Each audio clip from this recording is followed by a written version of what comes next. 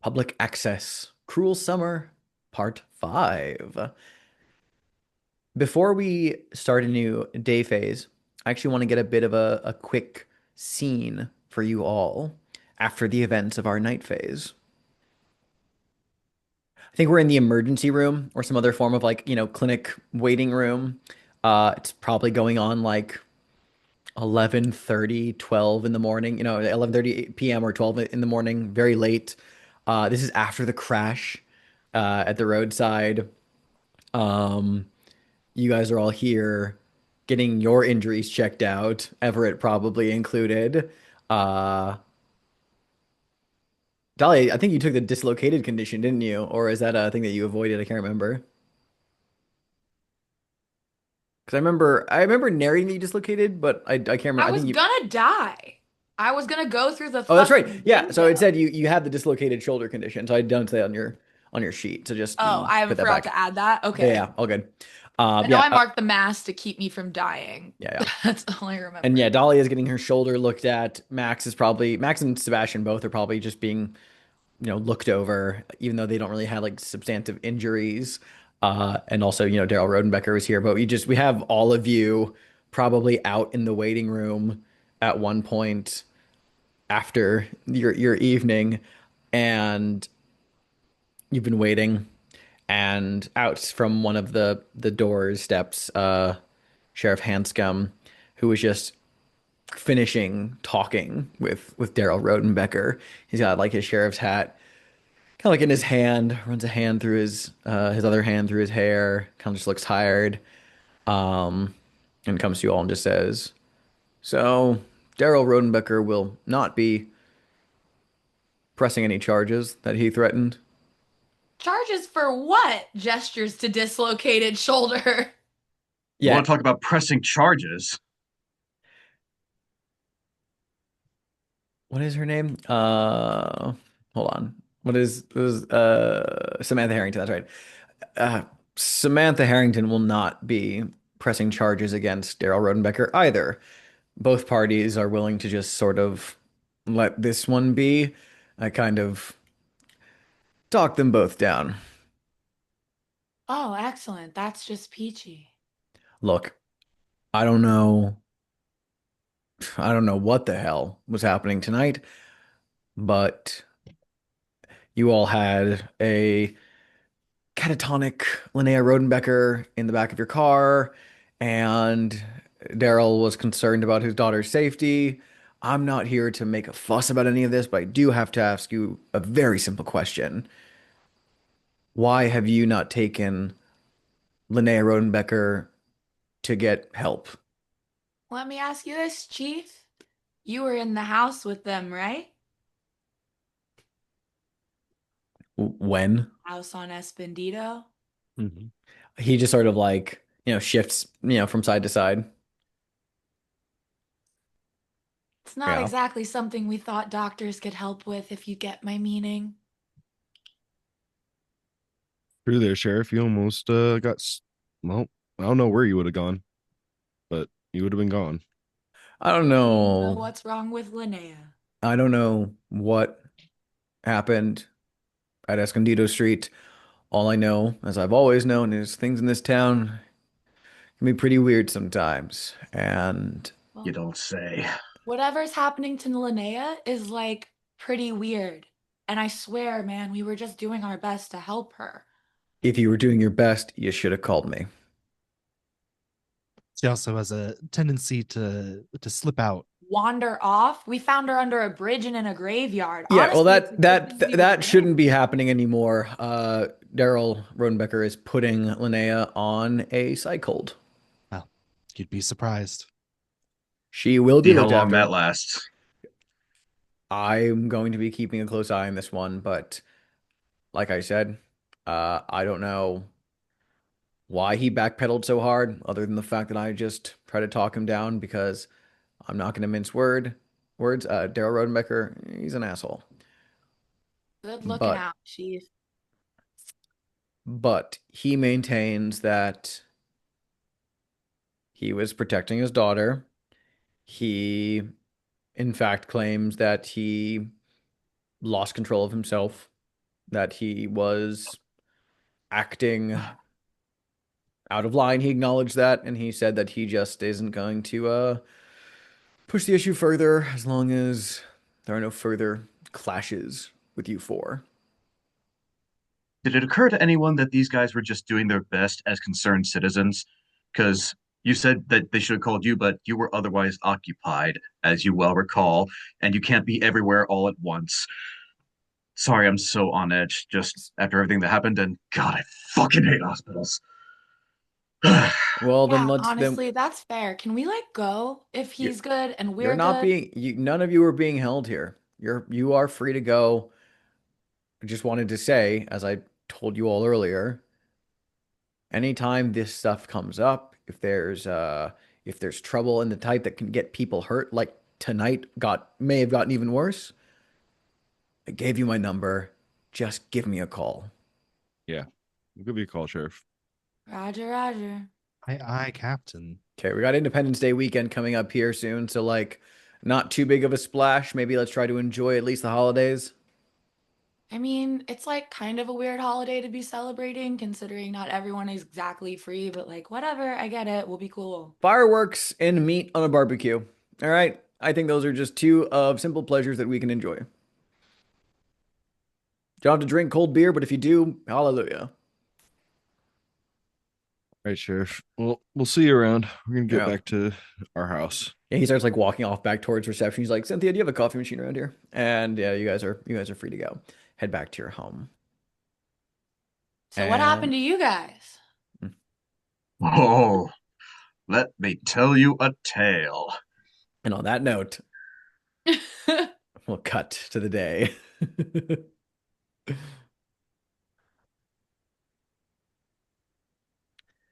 You resolved Escondido, which means it's time for another mystery. Mhm. We still have Slumber Party, Summoning Circle, and the Whisper on the table, but now let's introduce Dog Told Me To. Ook. In the late evening hours of July 4th, 1981, police found 10-year-old Benjamin Castle wandering the streets of Deep Lake alone, wearing a plastic cartoon dog mask and blood-soaked pajamas. They would later find the bodies of the Castle family, whose deaths had been so gruesomely violent that it was unimaginable a child his age could possess the strength to execute them. Only baby sister Cassandra was left untouched. When asked what happened, he allegedly whimpered, "Officer Barker told me to." Officer Barker was an anthropomorphic, uniformed St. Bernard created by local illustrator Alan Gibson and the DeGoya County Sheriff's Department as part of an anti-crime campaign targeted towards kids.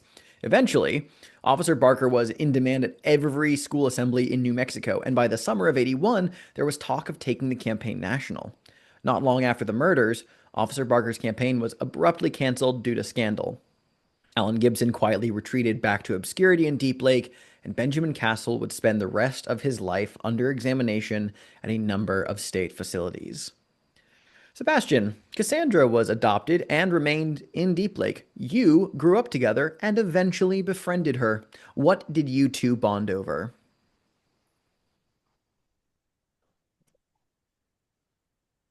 A mutual love of choose your own adventure books. With another Independence Day weekend just around the corner, Cassandra March has come to you with concerning news. The town has experienced a peculiar string of violent activity the past week. A convenience store was set on fire by its own employee, a teenage barista vandalized Cassandra's car, and illustrator Alan Gibson viciously attacked his own son at their home. She's learned that each perpetrator claimed to not remember their violent actions, but all of them mentioned seeing someone dressed up as a St. Bernard in a policeman's uniform shortly before blacking out. With the upcoming 23rd anniversary of the Castle family murders, authorities have written off the timing as an unfortunate coincidence or a morbid joke. Cassandra believes these events are somehow all connected to what happened to her birth family and has come to you for help in proving it, given your interest in Deep Lake's more peculiar history. Dahlia, you've made a hobby out of researching strange paranormal facts. What small detail about Cassandra's story is eerily similar to a detail from the reports of the 1981 murders, and how does it suggest that Officer Barker is actually a being summoned to Deep Lake? It went unnoticed at first because in 1981 they were interviewing a kid who doesn't know what sulfur smells like. He said he smelled rotten eggs. But when Cassandra comes to us later, she says that she smelled sulfur, and Dahlia makes the connection that to a kid that would have smelled like rotten eggs. The question for Dog Told Me Too is who summoned the entity posing as Officer Barker? Was it intentional or accidental? That is complexity 2. The special key for this mystery is the key of obedience. And so we open up to the day phase. Got now 3 full mysteries on the table. Let's go around and hear what everyone would like to do. Dahlia, what are you interested in doing today? We gotta take care of this summoning circle business. The check marks at the top are stressing me out. I, we've researched the game and we've gone to where Linnea is, but I'm gonna research La Llorona herself more. Do some folklore research. Yeah, where are you gonna go to do that? Back to the library, I guess. I mean, my new library friend. Oh, going to go to the municipal library with Lupe? I suppose, unless there's like a local bookstore that would focus on like local culture more, but the library seems like the best bet. Yeah, library seems like it's best. I think Deep Lake itself is too small to have such like a niche Right? like bookstore. Makes sense. All right, cool. Everett, what about you? I would love a nostalgic move with whoever wants. Any takers? And in addition to your nostalgic move possibility? I agree. I would really like to solve Slumber Party Summoning Circle If you for drive me to the library, we could have a nostalgic move on the way. a little hubbub. A little hubbub. All right, you can do that. What about Max? The whisper is something that's affected me, and I've been putting it off for a little too long. And I'm going to go investigate that. I Heading think. down to Mahogany Place? Yep. Okay, what about Sebastian? I too kind of want to wrap up the Slumber Party Summoning Circle, and we have a thread to pull in regards to Hieronymus Whately, who made the game and was also an expert in astral projection. I think I'd like to track down that thread, see where that takes us. In what way? How would you like to pull on that thread? Hmm. Does he have surviving family at all? D- and is his research still out there somewhere? Want to go look up genealogical records at the back to the county hall for the surveys of other Whateleys in town? Yeah, okay. Okay. In addition to that, what are you thinking? Or is that just going to be your whole activity? That's the first thing on my All mind. right.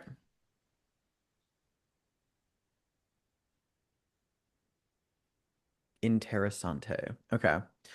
Very fun. It's always fun when you throw me these like these like follow-up ones because it's like, yeah, as we all know, these solutions aren't pre-baked in, so I gotta sort of like just kind of like come up with this runway on the fly. It's fun. It's my end of the making things up as we go part. It's like laying the tracks like Buster Keaton. Um anyway, let's start with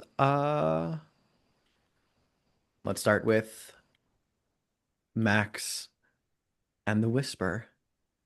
Since Max is heading out there alone, you drive out to Playa Mirado, which, as was mentioned, is only a 20-minute drive from 26 Rodenbecker. You drive through the open desert past the edge of town. You eventually arrive at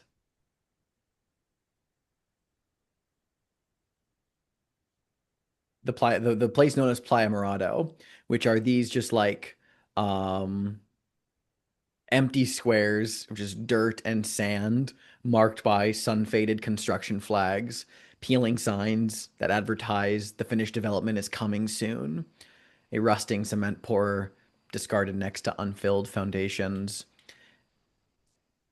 And at its center is the one completed street with houses. It's very Arrested Development, just vacant development and then just One street of cul-de-sac. houses. Yeah, with houses. It is a serpentine road ending at a cul-de-sac, single story modern houses with gravel front yards, just surrounded by other empty lots and desert. But let's paint the scene as you drive up. It is a beautiful day in the neighborhood, but an eerily quiet one. What do you see that suggests this is a place of subtle hostility and not a friendly community?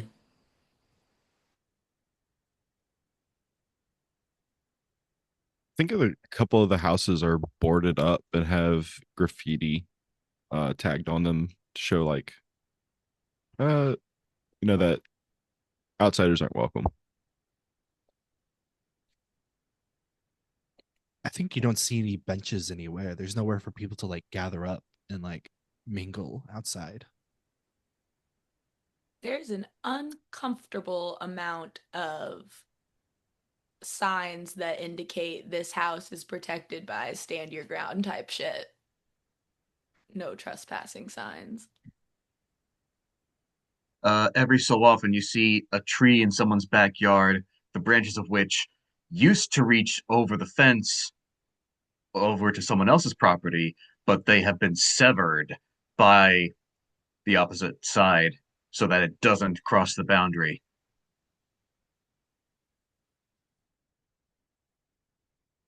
You're muted. Thank you.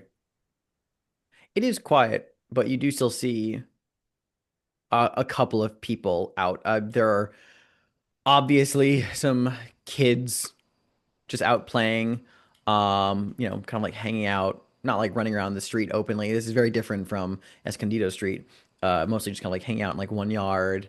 Maybe there's even like a little set up basketball hoop that a couple of kids are just throwing balls at. In one driveway, a well, rather, beautiful bottle blonde woman with a leopard print top is washing down a very large, pickup truck. And curiously, like one of the houses actually doesn't have a gravel yard. It's been swapped out for a full grass yard that is a vibrant shade of green with trimmed managed bushes. And there is a man outside, kind of like kneeling in the yard, very carefully tending this front lawn. In addition to just some other, houses and things going on. What do you do? Um, I guess I'll just try and walk up to someone and see if anyone knows where it was Ed lives. Oh, Ed Rogalski? Yeah, yeah, yeah. Yeah, you're kind of like walking on the sidewalk and you're, do you like park up towards the end or what are you doing with your car? I kind of park like at the start of where Hmm. the houses are on that street, and then I just kind of hop out and then begin Yeah. to like walk up, see those like the kids like that are just Mm. chilling, just like looking for Ed. You seen him? Yeah, you kind of like show up here and the two kids like look up at you. But before you can speak, a couple doors down, this is the house that has the woman out, like, just hosing down the like, the truck.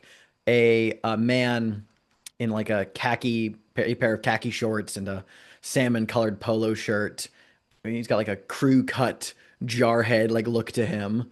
Um, and you can see the sun glinting off the silver Rolex that he has. And kind of sees you as your Doors loving mega goth, talking to some local kids. He kind of like turns down the driveway and begins like walking on the sidewalk and like, raise a hand and says, "Hey, good morning. How we doing today? What's going on, man? Hey, can I Uh, help you?" yeah, looking for Ed. "Ed, you mean Ed Rogelski?"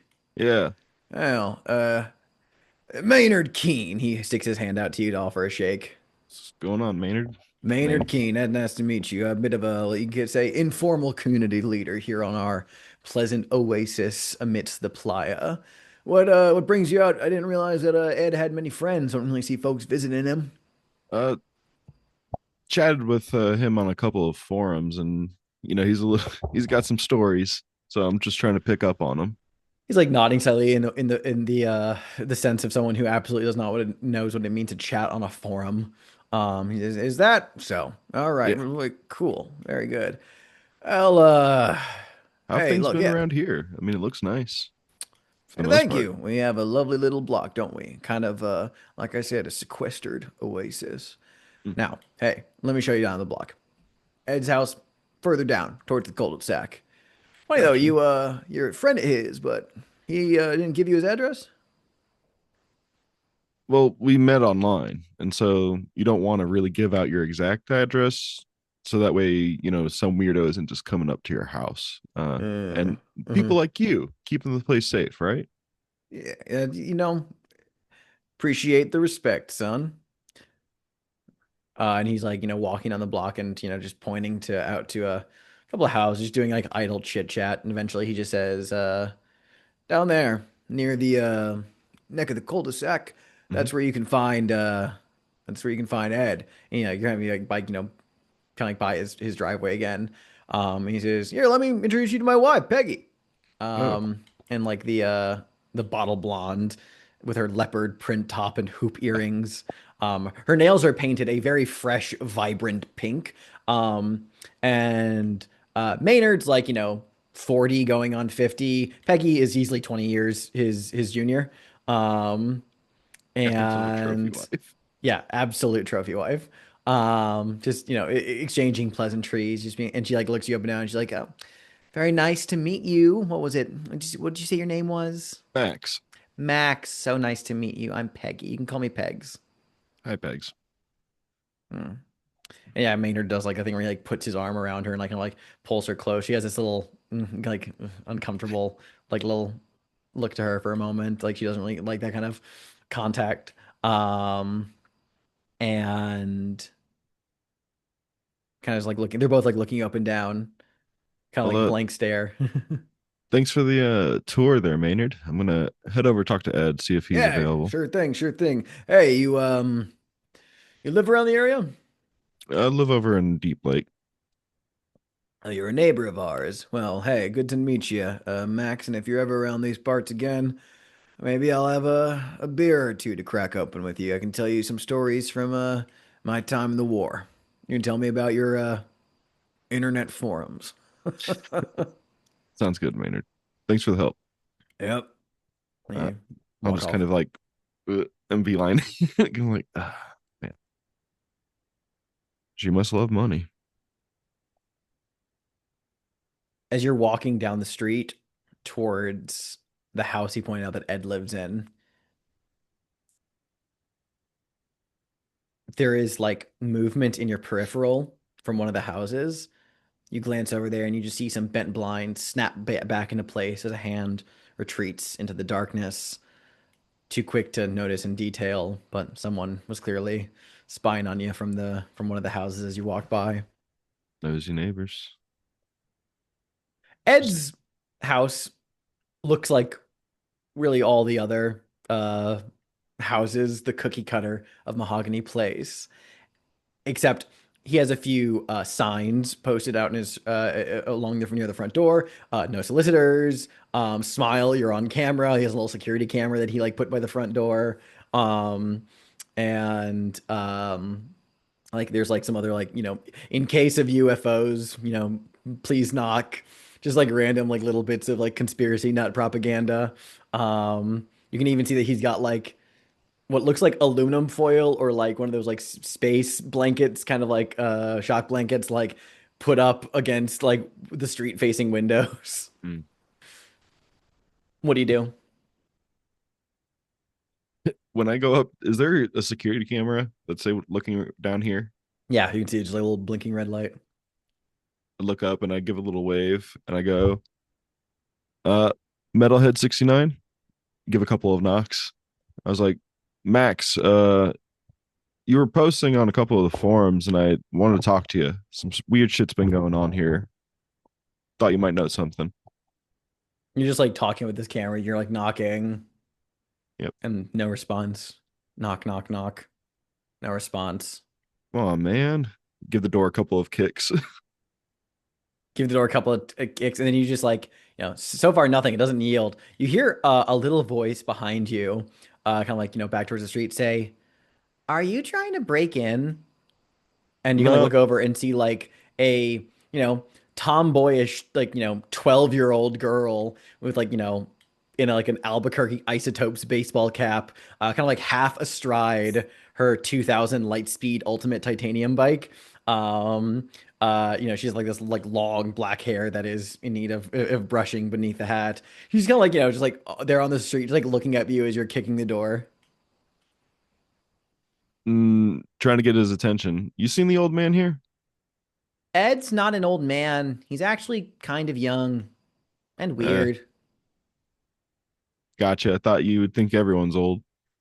Well, I mean, yeah, I do, but I guess it's like a hierarchy, right? So like you're old, Hmm. but Mr. Keen, who you're talking to down there, well, he's older. And so like I think Ed's more like, your kind of old. Gotcha. Gotcha. Have you So seen him wait, around? no, well, yes, I live on the same block as him, Hmm. and he's not here right now. He works during the daytime. Uh, damn. Yeah. Uh, He drives a truck and he like left like he always does when he is working. Something electric something. something electric. Is that like? Is- Does he work for the power company? Oh yeah, that's it. Oh, okay, gotcha. Um, hey, I don't have any sort of like. I don't think Max carries writing utensils on himself. Mhm. Do you think I could ask you for pencil and paper or something like a pen and paper? I want to leave him a note if he's not going to be here all day. There's no point in me wasting my time here. Sure, I guess. I don't have anything on me, but I could get it from my house. Yeah, if you don't mind, I'll just sit here and wait for a sec. I just kind of Okay. plop on his stairs.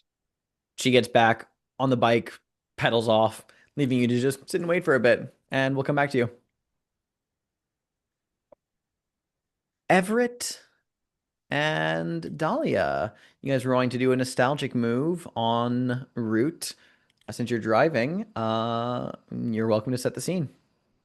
I feel like as we're driving, unless you hate this, Eric, then that's fine. We pass a cornfield where there's a really grotesque scarecrow, obese with stringy hair, its guts ripped open, and straw spilling out as it's posted up in the cornfield. And Dahlia is notices it and goes, "Oh my God. Look, Everett, look, that thing is like totally Harold. I'm driving, but Harold? Harold, you know, Harold. Scary stories to tell in the dark. Oh, no, but I'll take your word for it. Oh my God, you don't know about Harold. Ah, I used to love that one. It was one of my favorite. Okay, so like, here's the deal. Harold was like this totally ugly scarecrow that these dudes made while they were tending their like farm, and they named him after a neighbor they like totally hated, and they would like make fun of it and talk to it and abuse it. And then one night it comes to life and like they totally freak out. They're like, "Oh my God, we definitely have to throw this thing in like the fire, right?" But they don't. And then it comes to life later and they draw straws to see who's going to go check on it. And he doesn't come back. And when he goes and when his friend goes to check it out, he's like, Harold is like totally laying his skin out. He's like killed him and peeled his skin off and is hanging it up to dry. I mean, I guess they kind of deserved it. Roasting that scarecrow. I mean, that is an interpretation for sure. Um, it does seem like maybe consequences, actions, not totally equal, but I get it. I mean, I always liked Harold. I can't believe you've never read Scary Stories to Tell in the Dark. They were like my favorite bedtime stories growing up. I wasn't really a big fan of horror as a kid. I don't know. I got scared kind of easily. I mean, don't you kind of like being scared when you get like the Wiggins? I don't mind it now, but I don't know. I was home alone a lot as a kid, so it was sort of um, Oh, big me empty too. house. Did you ever do that thing when you would like shut off the lights downstairs and then like race the monster back upstairs as fast as you possibly can in case it caught you. I did do that. Yeah. It's like when you turn off the light, uh, you don't know what's in the dark anymore. I know. I think that's what I like about it so much. I think that's what I Mystery. don't like about it so much. Fair enough. Just after watching so many crime shows with my mom and everything growing up and like being totally addicted to Dateline, it just seems like the real monsters come from the light, you know? I could see that. I would agree with you if we haven't seen what we've seen recently. Oh my God, you're so right. The pig in the graveyard last night? What the fuck Horrifying. was that? What the fuck No was that idea. thing in the road? It looked like Lena, but you know. She was Also, like how rude of right her. next to us. Yeah, disappearing, causing us to wreck. I'm just glad I didn't go back to the house. That place really freaks me out. I don't know, man. I'm like, oh, yeah, me too. But honestly, this isn't really looking good for Linnea. I'm telling you, I think this is like, like possession or something. Right. I'm I hope we can help her in time, but Well, hopefully Lupe can point us to some folklore books. She was yeah. very helpful last time I was in.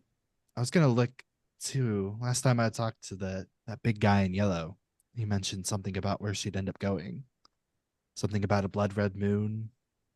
I don't know. It was really weird. I'm hoping to follow up on it in the library too. Okay, very creepy, very promising. Excellent. A game plan. I imagine we're like pulling up to the. Perfect. Yeah. Go ahead and let's talk about cleared conditions. I feel like I can clear bewildered. Yeah, that makes sense.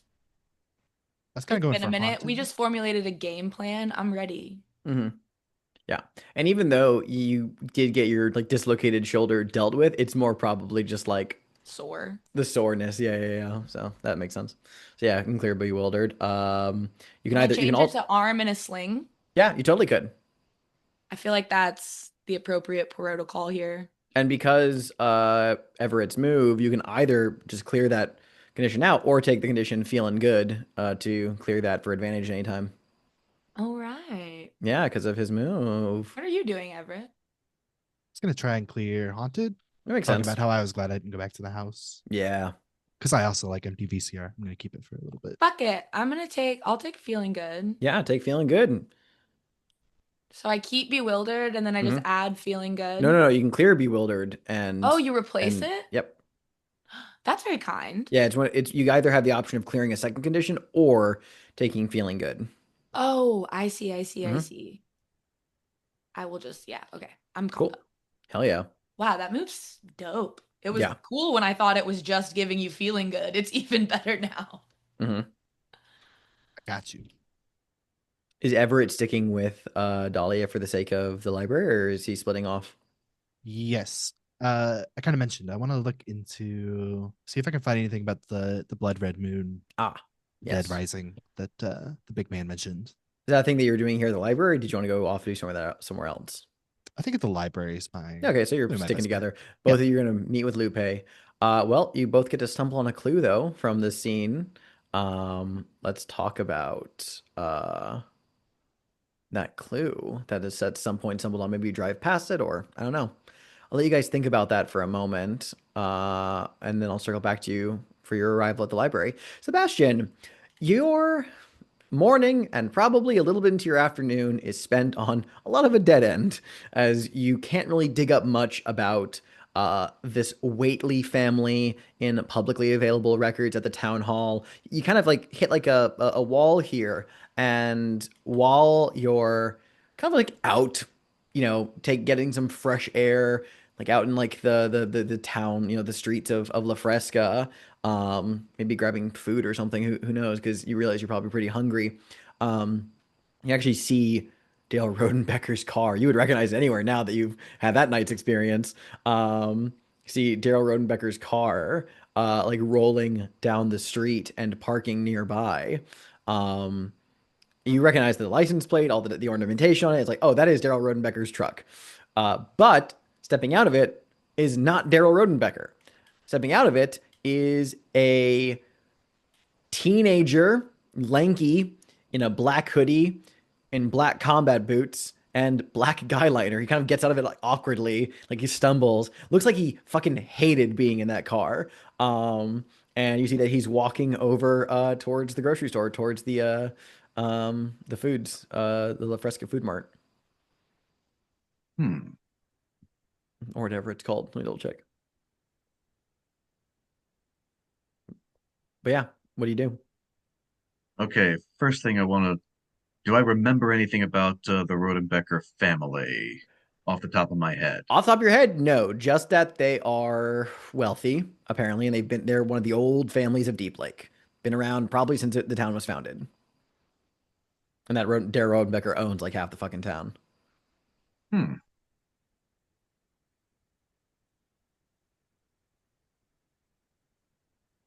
Okay, how old is this Looks person? like he can't possibly be any older than 19. And a very moody 19 at that, just based on personal style, though maybe it's Yeah. just personal style.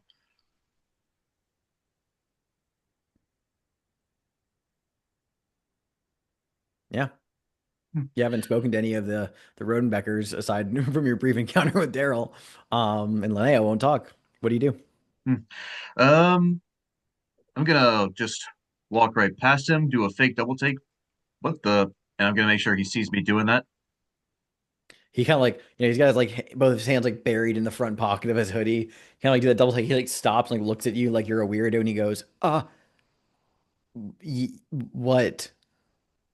Oh, sorry, you just reminded me of someone I know, Daryl. You don't know Daryl Rodenbecker, do you? How the ugh. He like goes, yeah, yeah, he's my dad. He like looks you up and down. He says, I'm sorry, I guess. honestly, yeah, no, thank you, I guess. Fuck. Um, Probably get crap like that about looking like your dad all the time. yeah, is the guy liner not heavy enough? Um, I mean, it didn't fool me, so Fuck, man. Okay, note to self, make it darker. maybe a couple Okay. piercings too, ear spacers. He like gives like a little wince. Like, I don't really do good with needles. Fair enough. So like, how do you know my dad? He says with like basically zero interest in this conversation. Um, he almost killed a couple of my friends the other night. Whoa. Whoa, yeah, you're the car of psychos that were apparently kidnapping my sister? Kidnapping is a very strong word and also entirely inaccurate. My friends found, I'm guessing your sister, uh, she was wandered out into some cemetery somewhere. They found her and were trying to bring her to the police or a hospital or something, but then someone decided to take it into his head that they were doing her harm and all hell broke loose. Yeah, sounds like my dad. Yeah. Is that Hey, not hey, the look. first time he's done something like that? No, my dad's a dick. He's an asshole. He's a fucking, he's a lot of things and he's an asshole. Look, I'm sorry that you went through that. Shit. I sorry, I can't do anything else. He's like doing that thing where he's like trying to leave the conversation, but seems like too much of a wuss to do anything about it. Fine by me. So what are you doing way out here? Picking up food. My dad is really fucking pissed about I guess well the whistle you guys gave him. He like points to one of the teeth that Everett knocked out. He says and he's icing that, dealing with other stuff, wanting to check on Linnea now that she's getting checked in for to a psych ward, and it sent me to go pick up some stuff from the grocery store. What are Now, you doing out here? Don't you like live in Deep Lake as well? yeah, I was just doing a bit of homework at the town hall over here. You look a bit old for homework. Unfortunately, most people never age out of homework. Great. Another reason to slit my own wrists. That was a joke. I was making a joke. Good. I'd hate to have to Put talk me to on the a wrong psych people ward on too? exactly what I was going to say. Yeah. Yeah, cool. So Feels has like your sister been saying anything lately? I was at the slumber party that she hosted when things went sideways with the game. oh Was told yeah, no, I mean, I don't really kind of like talk to my sisters all that much. Like I mean, like, Linnea is usually off doing something because she's like popular, and then well, Trinity is Trinity. Ugh, I hate that we call her that now, but she gets mad when I call her Winnie. What were we talking about again? Oh, right. Yeah. No, really haven't talked to my sisters much. I try to stay in my room and, you know, play some games, read some books, just kind of stay out of my dad's way. 'Cause God, what it's like being a fucking Rodenbecker in this county? And worse, to be named after a serial snake killing, Bible thumping lunatic. Ugh. what was that last bit? Serial killing, Bible thumping? Oh, yeah, no, sorry. I'm Zeke. I, for some reason, assumed you knew my name. I'm named after Ezekiel Rodenbecker. He was like, I don't know, like a missionary or something back in like a while ago. I think like 19th century or something like that. Uh, was a massive like preacher, Bible thumping type. Killed like 1,000 snakes or something, and did a whole like thing, kind of the first Rodenbecker in the area. Kind of wigs me out that I'm named that, so please don't call me ever Ezekiel. I just go by Zeke. I mean, like, Zeke's fine, but yeah. if anyone ever asks, you can just say you're named after the saint or prophet or whatever it is in the Bible, not No, the everyone in this town knows who I'm actually named after. I tried that one. I mean, if you're a Rodenbecker, everyone already kind of thinks you're a rich weirdo. And honestly, can I can I be honest with you, whoever you are? Sebastian, Okay. Can I be honest with you, like the Sebastian? saint. I don't know anything about that. No Yeah, one so does. anyway, they're all right. We're all fucking cracked. I mean, God, look at my cousin Dolores, for example. She should be in a padded cell, not upstairs in our house watching videos all day and night. God, I hate my family. Well, did your cousin Dolores do something like he who must not be named way up your family tree? Or would you rather not talk about that either? I actually don't know a lot about cousin Dolores.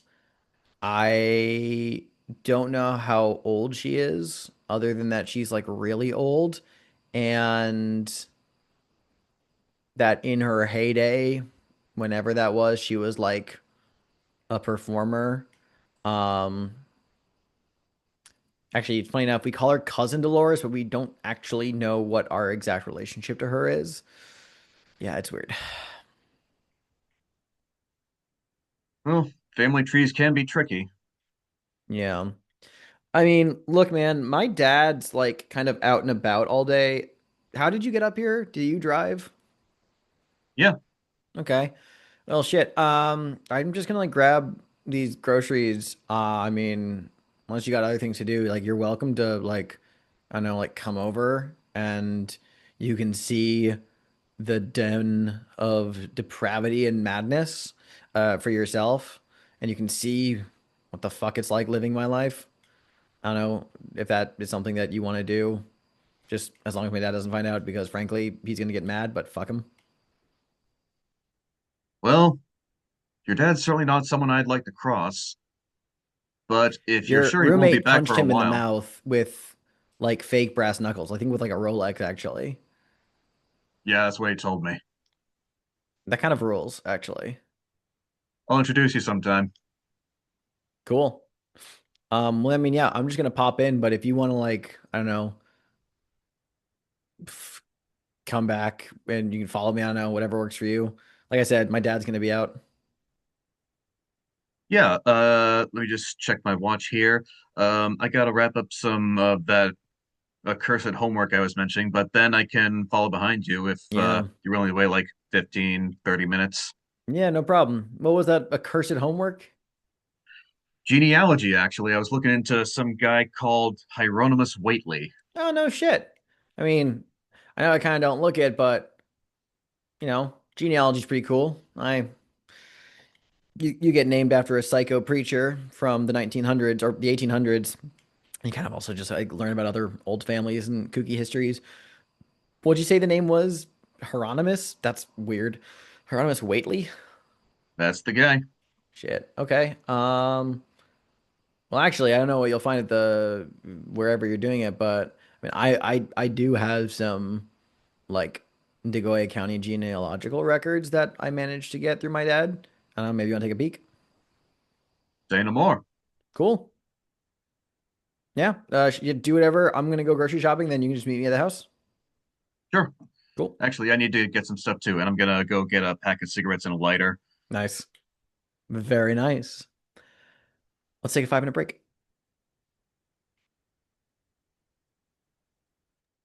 Yeah.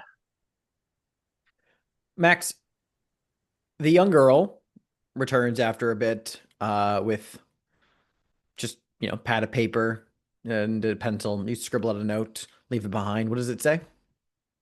Uh, I think I would just be like, "Hey, this is Metalhead69 from the forums. Max, here's my number. Give me a call. We have got something to discuss." I'd like slide it under his door or put it into his mailbox or something. You do, and yeah, all the while the girl just kind of like, cranes her neck, like watches you while you're doing all this. What's your name, kid? Sid Trong. Thanks, Sid. Here you Yeah. go.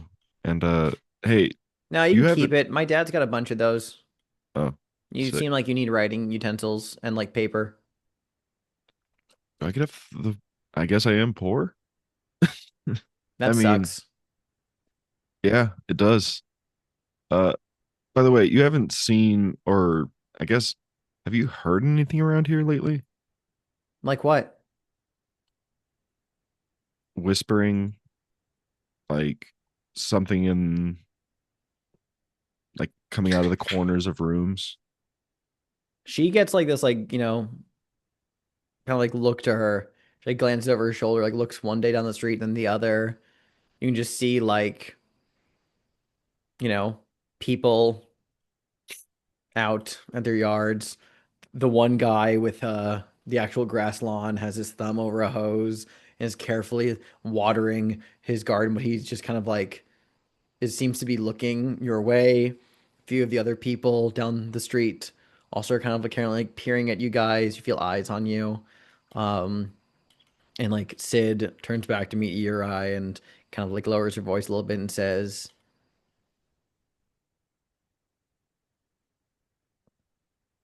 "Maybe. What do you know?" Here, you can write it down if you want. It affected me when I was a kid. It affected you? Almost drove my dad crazy. Everyone here says they don't believe me. Even my dad. Everyone here knows something is wrong, but the only person who wants to talk about it is, well, I look him back up. pointing at the house, but Yeah, I he's look over. weird. Yeah. I know something weird has been happening here, and I've been hearing a whisper, but I try to ignore it. Mm, you should. You definitely should. Um, You if know you more? Can you tell me how to stop it? How I can help my dad? can I meddle into that? Yeah, you want to talk to you start yeah, you mean start talking with Sid about what she knows? Yeah. Hell yeah, roll the meddling move with presence. All right. Let's see if I have anything I can use because I'd like.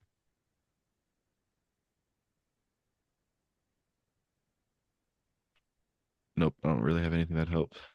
Let's hope the hot hands help. Hell yes. I'm doing it with this with what? Presence. That's a plus 0. That's a 8. 8 on the die. Clue with a complication. In fact, yeah, this is interesting.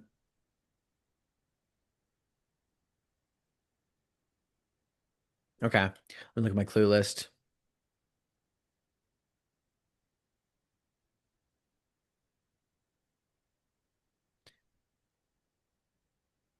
Sid says, while you're talking, can I show you something?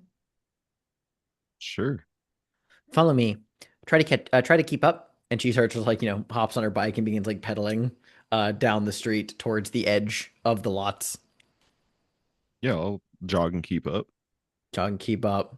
It is so hot out, by the way. It is a hot summer day. It is positively baking out here.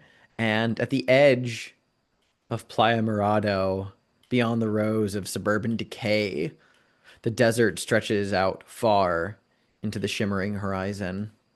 Let's paint the scene, though. What mirage do you see out in there in the vastness, and how does it make you feel?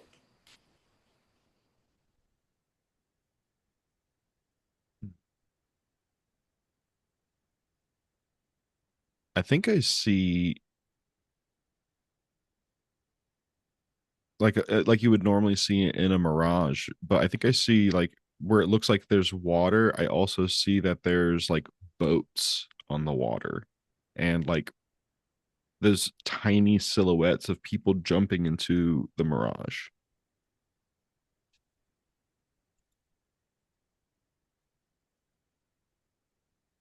And of course, everyone is so welcome to contribute to this one, even though they're not here.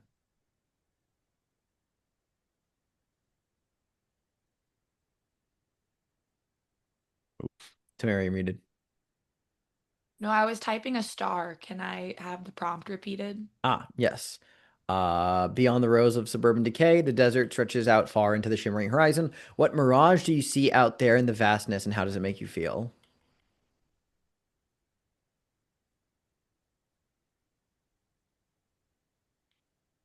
Think a mirage that makes the the horizon look like it's on fire, and it's disquieting.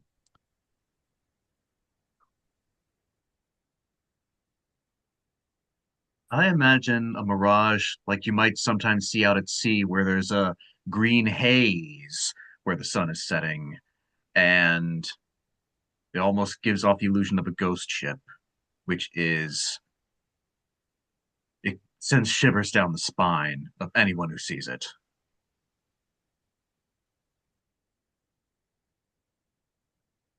A mirage that is like what you would see upon driving into Deep Lake, but rotten, rusted, broken, and decayed. It's eerie. Max, you do manage to catch up to Sid, who has parked her bike out here at the edge of the dirt. You're just fully feeling the sweat beating down your back, though. And Sid just like looking out there into the distance, and then she just like points out into the distance. Yeah, it's out there. Just sometimes, and since things have been getting weird, I'll look out my bedroom window and I've seen someone leaving their house middle of the night. I know I shouldn't be up. Don't tell my dad, but I see them leaving their house and then walk out there. So someone from here though. I didn't recognize him at first because it was dark, but it's happened a few times now. I've gotten a good look at him. It's Mr. Downs. Mr. Downs. Yeah, Oh, he's the guy that was watering his grass. oh, okay. Yeah, Um, that's the clue.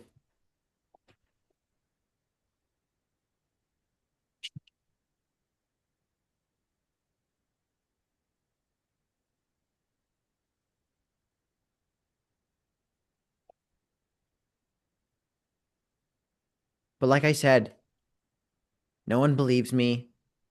No one talks about the voice.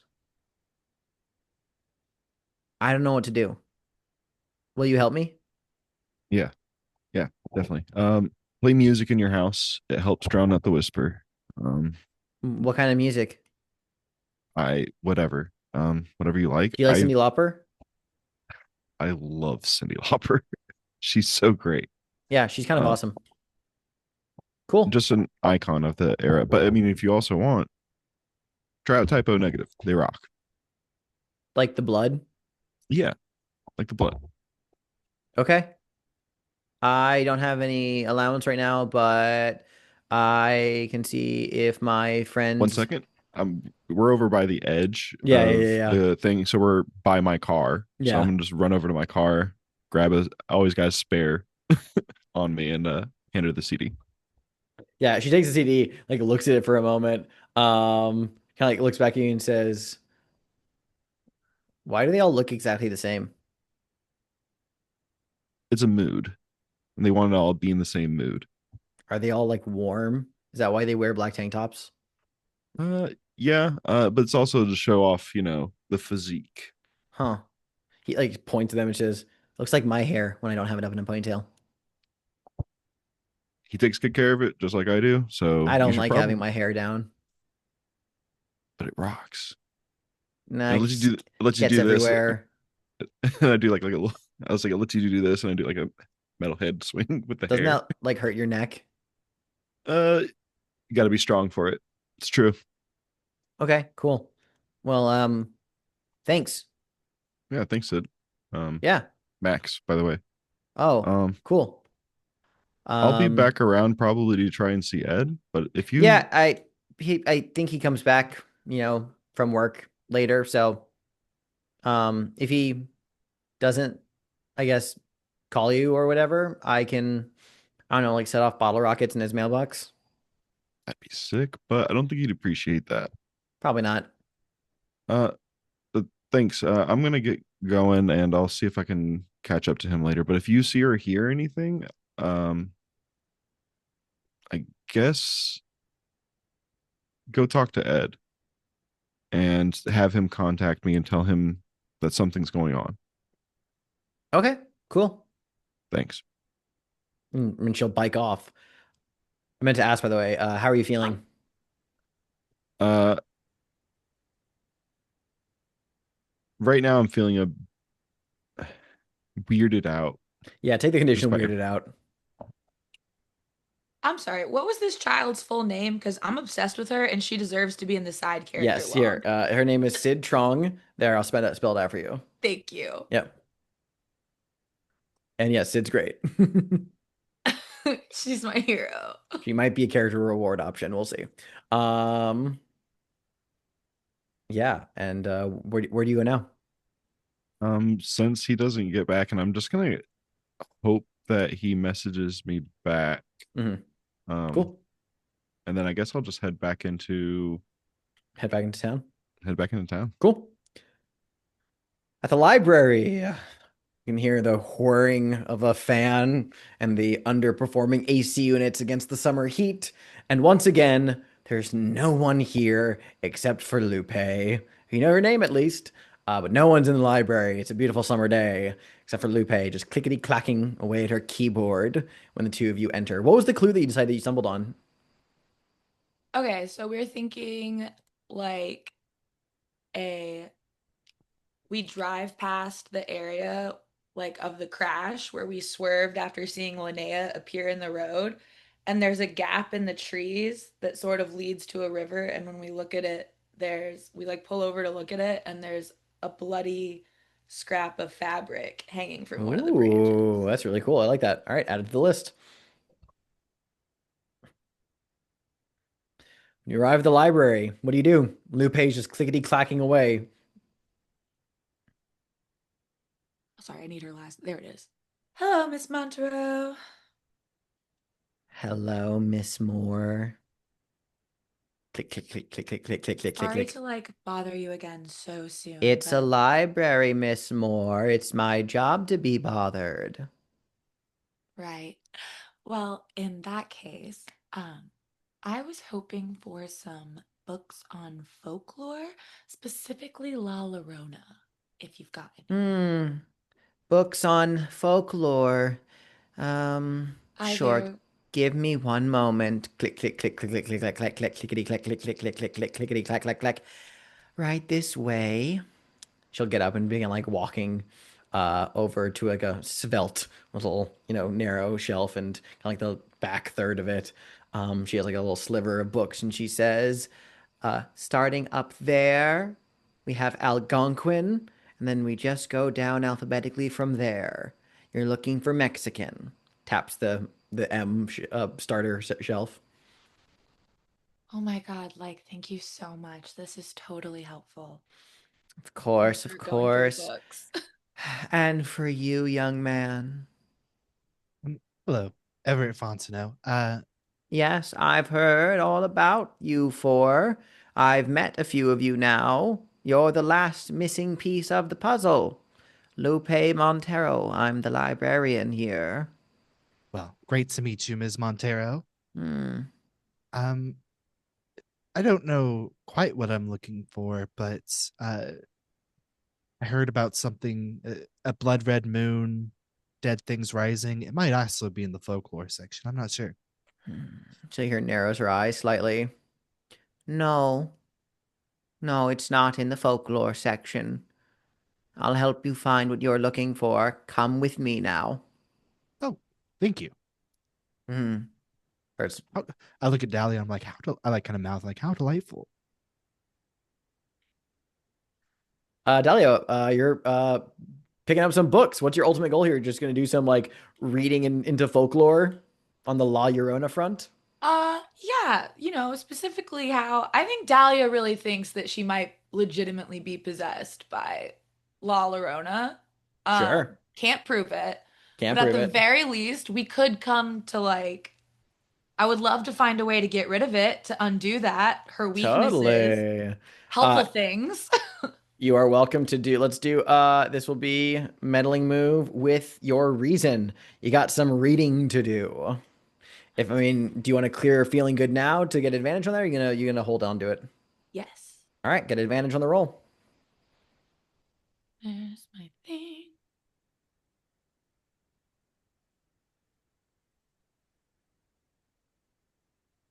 You guys are never gonna believe this. Did you get boxcars? Yes. Yo, Which Don't means even you have find to an Odyssey ask. tape on top of a clue. Does it like fall out behind the bookcase when I pull out books? I have thoughts. I'll give you your clue. I don't even care. I'm so excited. Yeah, I'll give you the clue first. This will come from you spending the next little bit you're reading, going flipping through, different books. Let's see here. Let me check my clue list.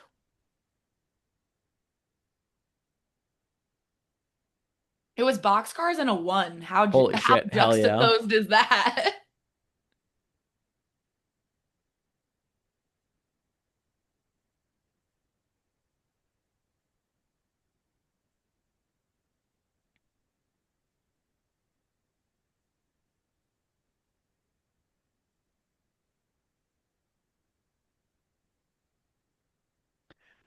While you're reading into Mexican folklore, you don't find a lot on the subject of La Llorona specifically that catches your interest. You learn or you read a little bit more about the whole figure from Spanish folklore to get the idea that the whole concept of La Llorona that's being presented through the crying circle is absolute fucking hogwash. Like it's like Not this game being horrible a cultural yeah, appropriation. it's like who would have guessed that? But what's interesting is that while you're flipping through a bit of like, folklore and as it relates to actual like, Mexican history, or it's like, history of the region, right?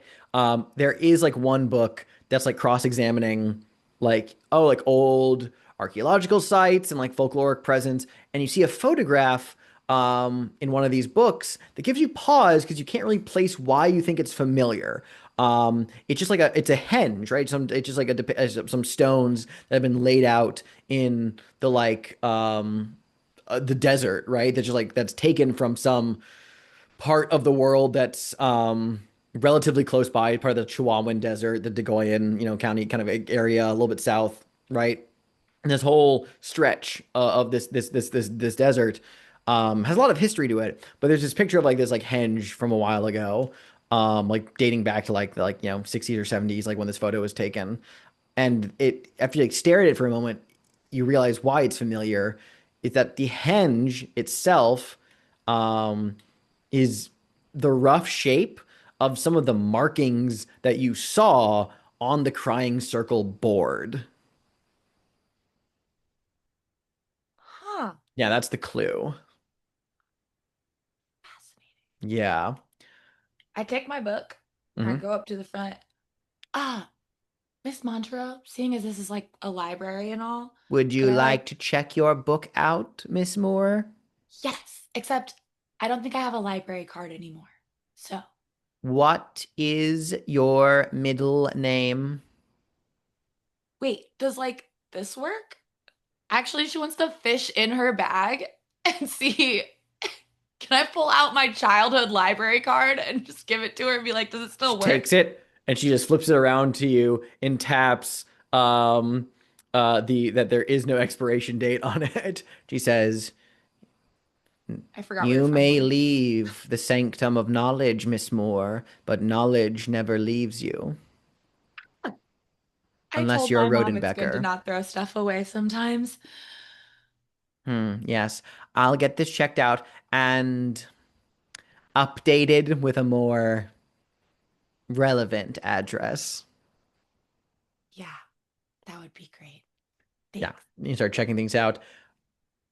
But that's it. While she's you know, getting you squared away, something catches your eye, Dahlia, because there's like a cart of it's like VHS tapes. It's a fucking library, right? Like there's a cart of VHS tapes. So he's like, oh, The Land Before Time, and specifically only season 2 of Pee Wee's Playhouse. And just How like a many few seasons of others. Muffy they got? They have exactly um one copy of Muffy, the zombie killer, season 1, so not too bad. But it's mostly like, educational tapes. But then you spy a purple clamshell and you think, surely not. But when you go rooting around on the VHS cart, sure enough, you see the familiar Dayglow pyramids and Torii gates, the handwritten labels. This is an Odyssey tape that's in the bin here. No fucking shout. And specifically, oh, which tape do I want to give you guys? Let me look at my list.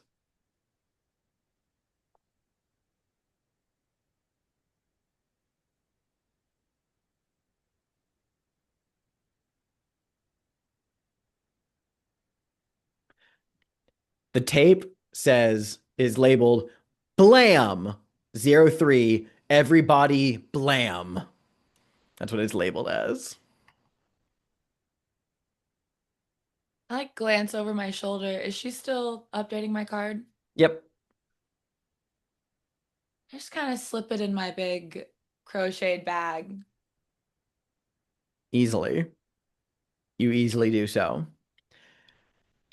Meanwhile, before I cut back to Everett, Sebastian, you are rather, after your little excursion here, you are heading to Rodenbecker Ranch. Let's talk about it. Okay, now this ranch, Hmm. how much is it like an actual ranch? Like, are we talking how many acres and how many floors to the house? We're talking several acres and 2 stories. So generally, that's more floors than you find in other New Mexican households. But it's the type of ranch where it's definitely more about the wealth than the actual ranch part.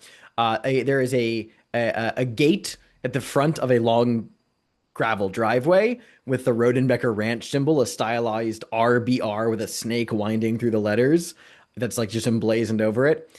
Um, and it is palatial in size and decor, but with like a rustic exterior. And let's paint the scene, everyone, both inside and out. What here shows that the Rodenbeckers are one of the oldest families in Degoya County.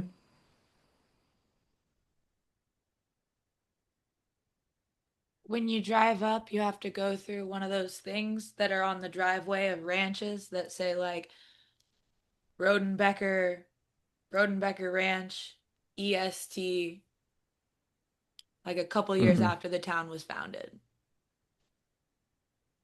And I don't know that date, and I'm sorry.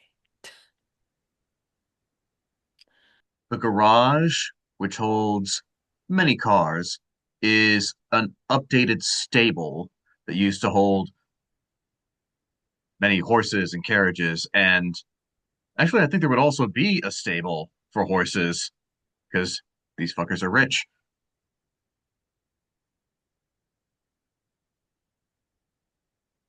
I think on the inside of the house, uh, all the little fixtures, the light fixtures, the handles and everything, they're all done in gold.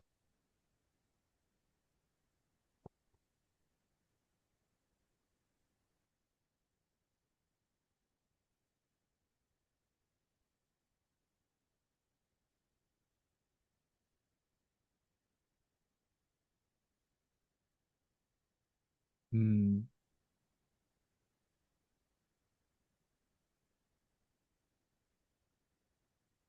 I'm gonna say that there's a part of their yard that's dug out because they keep finding old Native American artifacts there. Holy shit. Just gonna pocket that one for later. Okay, cool. Hmm. Now, as we get up to the border of this ranch, before we Mhm. actually go into it, I'd like to flash my high beams to Zeke here to get him to pull over because I want to make sure I have an exit strategy. I don't want my car to be parked anywhere visible by this ranch, just in case he who must not be named comes calling at an inconvenient time. So I'm gonna ask Zeke, is there a place where I can stash my car later, just in case your dad comes home? Oh, I guess, like, I mean, there's I mean, he keeps an ATV in the stable. I don't know if you want to pull your car around back, but I mean, he never really parks in the garage right now just because, he drives a lot and he keeps his truck out. I mean, so you can just kind of park in the garage, but if you want to walk, you're welcome to. Like, you want to park your car somewhere else and I just give you a lift back into the house, or then you'll have to I don't know how you want to do this, man. If I have to walk a quarter mile or half mile to get back to my car just so that he doesn't know I've been here, that's fine. Um, is there like a neighbor's house a bit further down that I can just park out in front of there? Well, yeah, park further down the road. It's gonna be a bit of a hike, but like I said, quarter, half a mile. Yeah, okay. I'll give you a ride though, before just one way at least. It's a hot Thanks. day, yeah, and he'll drive you up to the house. He'll park out front, and he'll ask you to give him a hand with bringing the groceries in. And indeed, so you bear witness of the palatial interior of Rodenbecker Ranch and their immaculate stainless steel kitchen. Like again, rustic exterior, very modern interior, like marble and like very modern amenities. Um, there's like it has like the floor to ceiling windows in like the living room kitchen area that just like look out over the acreage in the New Mexico desert. There's a very impressive like large wall-mounted television, professional stereo system. Like a lot of cattle horns and old New Mexican symbology. Just there's a lot of wealth on display here. And he's like, "Can I like get you anything?" Wouldn't say no to water on a day like this. Yeah, okay, yeah, get you some water. Um, and uh, he goes over to like the fridge and begins grabbing you some water. It's a bottle of Fiji. Hands that to you.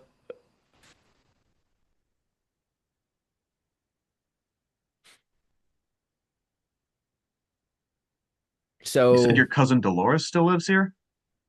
uh, Like up in the attic or something? no, honestly, that she's probably dusty enough to be up there. But no, she lives, she's in the room down the hall. If you go up the stairs, I mean, do you want to see her? Is she okay with receiving visitors? I wouldn't mind saying hi. Oof. Okay. Yeah. Follow me, I guess. And he like leads you upstairs. You can like hear like some kind of like music playing down the hallway. He leads you and it comes to like the end of it where there's like a door that's slightly ajar. You can see like the slight like flicker of like a TV glow coming from within, like reflecting off of like the walls. And Dolores's room, let's talk about it. There is a tattered dark blue lazy boy that's been set in front of a TV VCR combo. Playing on the television are old recordings of a young woman uh of like in like a like a red, white, and blue like dancer's leotard performing. When you enter, this woman is tearful and singing Roy Orbison's Crying. Um, and sitting in the lazy boy herself is a woman in a shiny red, white, and blue dancer's leotard, wearing an uncombed auburn wig. Her face is so deeply wrinkled, and her eyes are clouded over. She's just sitting in the reclining chair, staring as the TV glow flickers across her face, almost like dead expression. Let's paint the scene, everyone. Apart from the videos, how is this space a memorial to Dolores's glory days as a singer and dancer?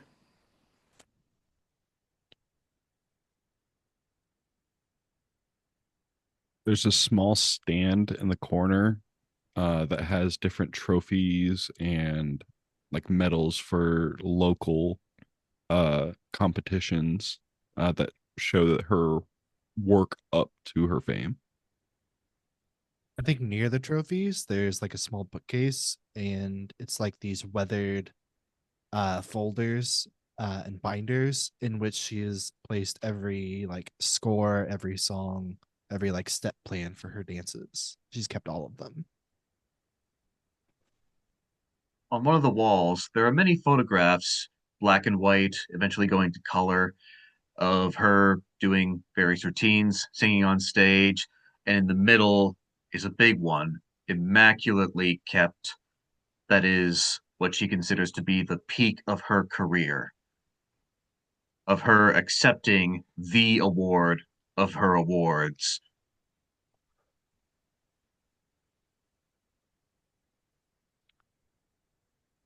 Malachi stole my photo idea. Um, all of her old dance shoes are sitting out, not in a closet, but on display, faded and dusty. And like Zeke leans over to you, Sebastian says, "Yeah, no, she's not dead. She's just like that. The way that story's been told, she was sort of right at the edge of stardom when she drowned in Deep Lake. She's actually like declared legally dead for a few minutes, but she came back to life and hell, she hasn't been the same since." Go without oxygen long enough, it can do stuff to you.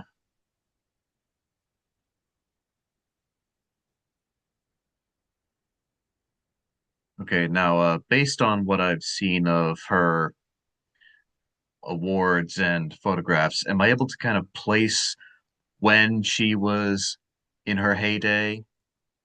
Just an approximation in time?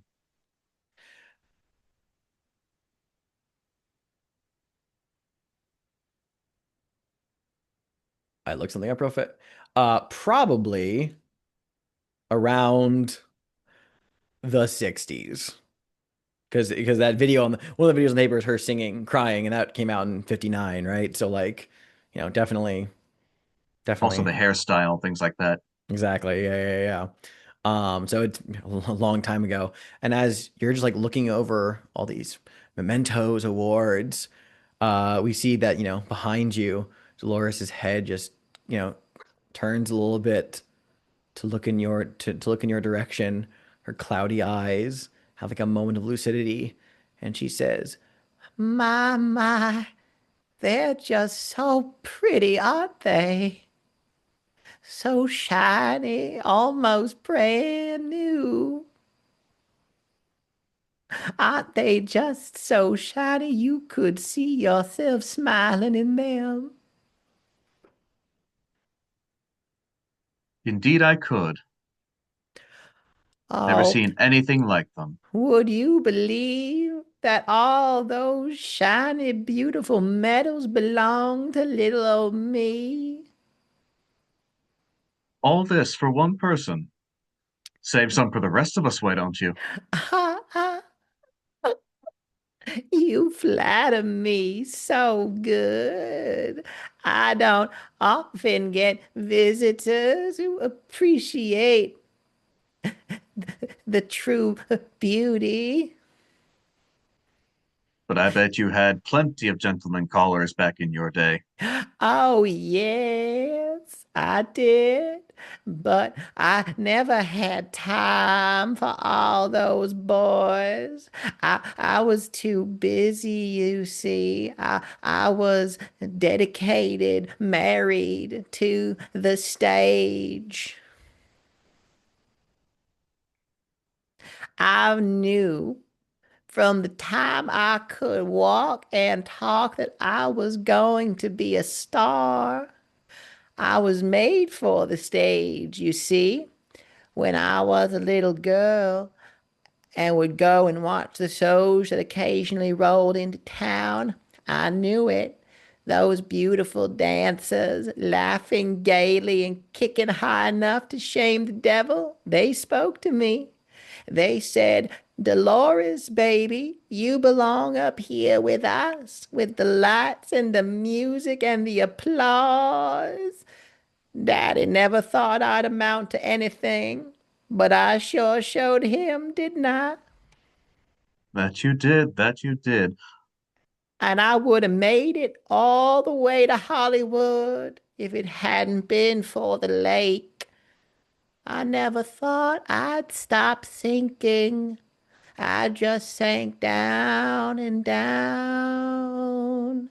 I even thought to myself in the middle of drowning, do they have shows down here? Maybe I can do a little twirl for the catfish.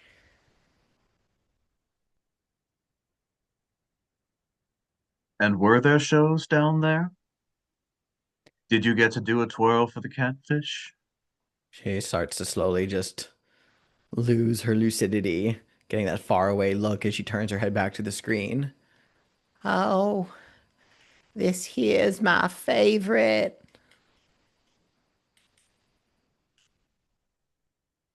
She like very shakily stands up from her chair, puts on a Cracker Jack sailor hat and kerchief, and begins to echo anything goes that's playing on the screen, including a slow and somewhat tentative tap dance routine. It's actually quite haunting.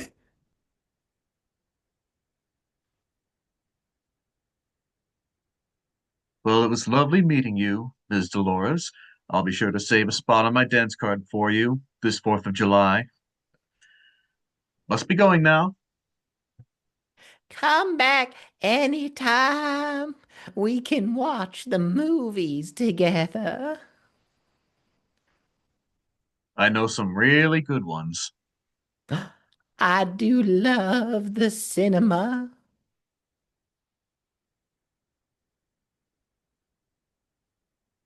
And with that, I'm going to slowly glance over at Zeke and back towards the door.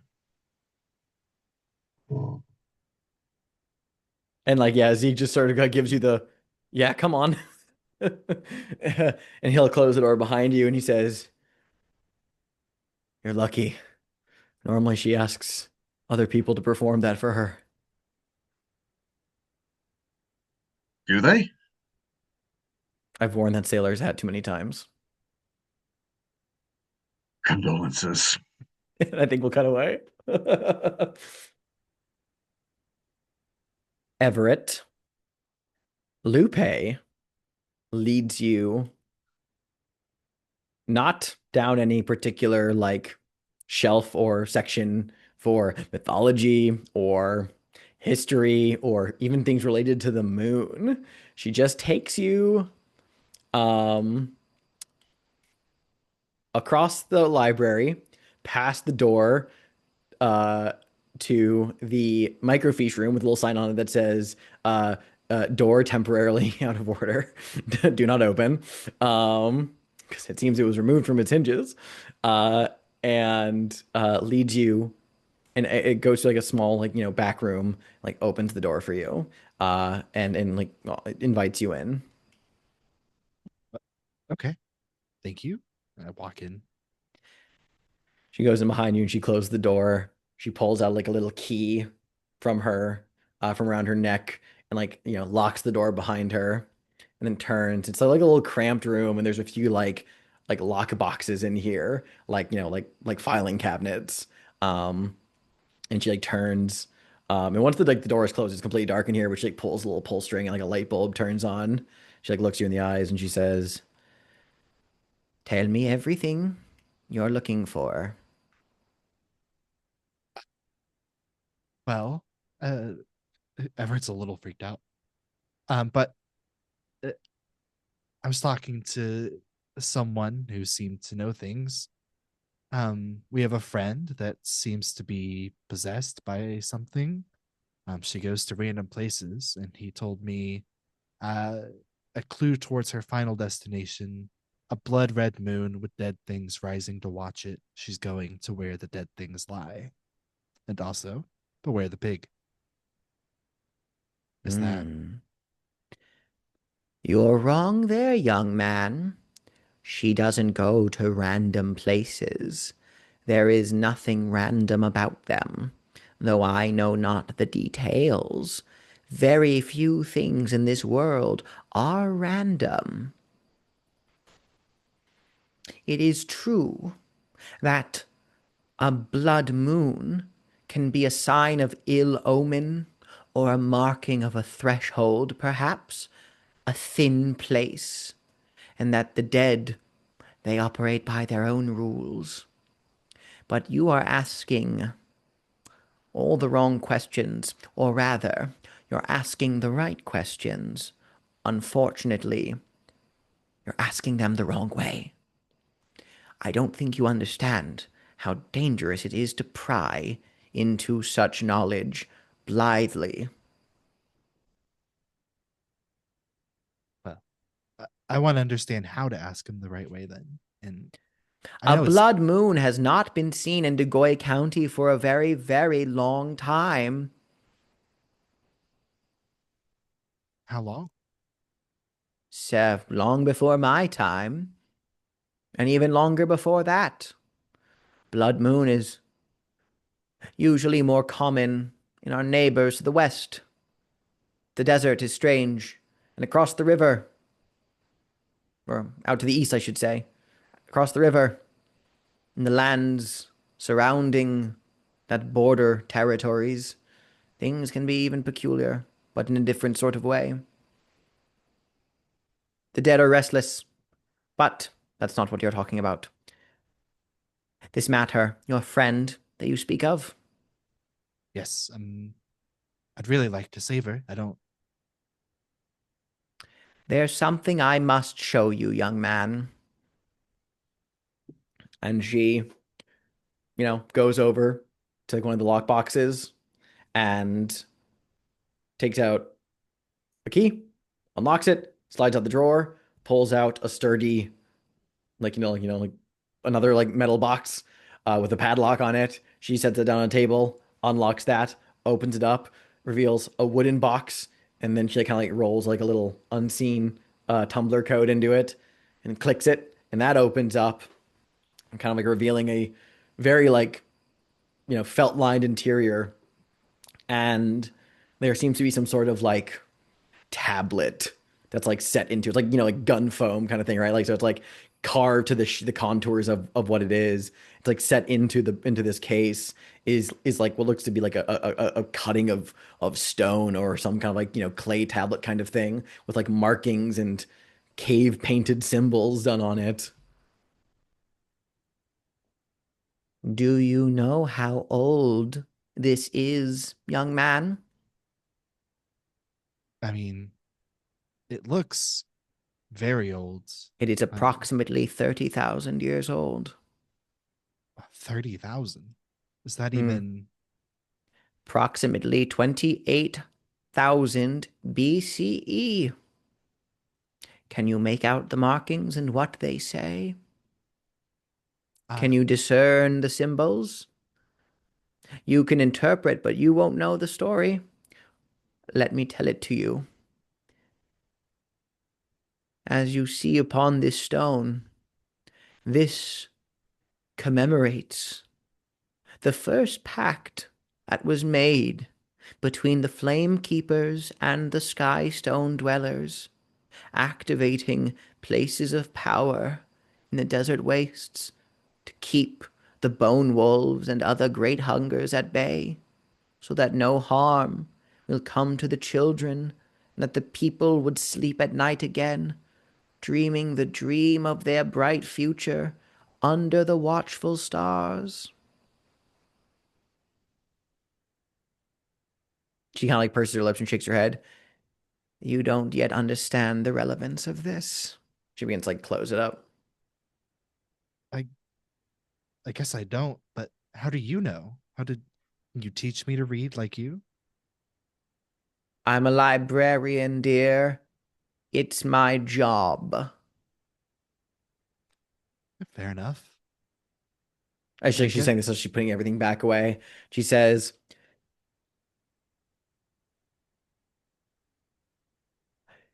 there are consequences to meddling.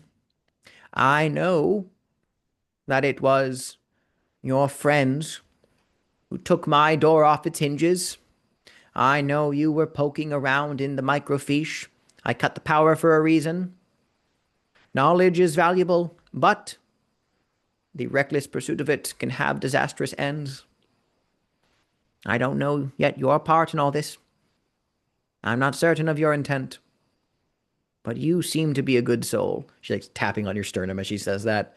You seem like a kind young man. So I'm warning you, do not dig too deep. You'll never know what you unearth, what ancient lines you break, and what shackles they release. I know it's dangerous, but I can't I can't let Linnea keep going like this. I have to save her. Give me the middling move. With composure, I think, actually. Because it's, showing that you're kind of like a calm, you are taking this seriously. And you mean it. Although I think this, I'm gonna say that the split lip gives you disadvantage because it makes Lupe think you're reckless because you got in a fight. Oh, fair. Yeah. So 2 1s and a 6. So disadvantage. I guess I get that's a 3. So three.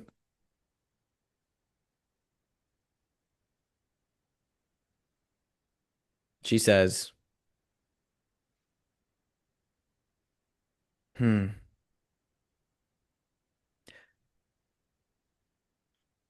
Then do yourself a favor. Finish her path. See where she walks. And I'm going to give you the condition finish the path. Because Lupe kind of cuts you off and says, I'm not going to help you. But she's like, you want my advice? Follow the path she was walking. See what happens. I think I will turn a key though. Okay. I'll turn a key. Which key do you turn? The Fathomless Well feels appropriate. Feels extremely appropriate. You turn it and she looks at you as if she's kind of like seeing that, okay, maybe there is something to you. Let me consult my clue list.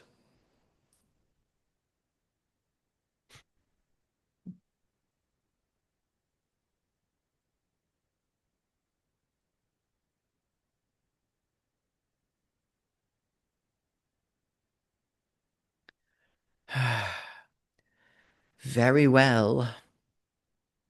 But don't think this is exempt from library policy. And she goes to like another cabinet and unlocks it and opens not a series of increasingly smaller boxes, but rather kind of like there's like a series like older books in there. And she pulls out one. She just like looks at it and wipes off a little schmutz on it. She hands it to you and she says, "The overdue fees on this are killer." Oh, And she that's hands you a okay. copy of the Codex Gigas. I can afford it. No, you can't. And that is your clue, is a copy of the Codex Gigas, also known as the Devil's Bible. For those who don't know, it is the world's largest surviving medieval manuscript. Yeah, I was just about Yeah. to ask, is this like regular regular size, like actual size copy of the Because book, or that is it like scaled down? Because that book is it's three scaled feet down. long. It's scaled down, so it's only like a foot and a half long. It's still a book. It's like a folio, basically. Yeah. She gives you that copy of the Codex Gigas. It's heavy. In more Very ways than heavy. one. Um, I'll just, I'll go. You know what? It's very funny. I'm going to give you the condition encumbered. I feel like this is both a literal and mental encumbering of like I just got a lot of knowledge. And I don't know what it means, and I got a big heavy book. And she sends you on your way. Incredible. I think let's wrap the day phase and go to the dusk. We don't have any keys, I believe, that are for narrations. That's fun. Um, will we be watching an Odyssey tape tonight? Oh yeah, I Choice want to. between Odyssey tape and finishing a thing. So well, if you well, to be fair, we're gonna do answering the question for Slumber Party next. That is not gonna unlock the resolution for Slumber Party. It's gonna unlock the next question. So you have no mysteries you can actively resolve at this time. But like, yeah, so Oh, like we when can't answer like 2 questions. I don't think you have enough clues to answer those two questions. I mean, we can try. I mean, you have, we'll see. You could answer both, but we'll see. We'll see what we got. But you basically is if you do the Odyssey tape, you could still theoretically do a thing at night. It's just that it's a much shorter night phase, and you commit to a single, action each that you can do. Um, so it might be, so it's possible you can still do things during the night because again, we the players are watching the Odyssey tape, even if the latch keys aren't watching the Odyssey tape themselves. I know it's been 4 sessions since we watched an Odyssey tape. We could hold off. Up to you. I'm just concerned about Linnea. Well, That count? Sebastian is still at Linnea's house, and he's still got some snooping to do. Mhm. So So even we though could. he's not physically back at the Latchkey Kid's place, we Yeah, the players can still watch in and get back to our investigation. correct. Yeah, because you guys can still do things during the night. It'll just be much more limited in scope. But again, the latchies don't have to watch the tape. Just if you guys want to go through an Odyssey tape. That's fine if you guys don't hate it. Yeah. What's the point of an Odyssey tape if not to watch it? We were Everyone, blessed it has to be a with one. unanimous decision. Let's watch it. Eric, you agree? Yep, I'm down. All right. We'll be watching Odyssey Tape Night. You only have one, which is Blam 03. Everybody blam.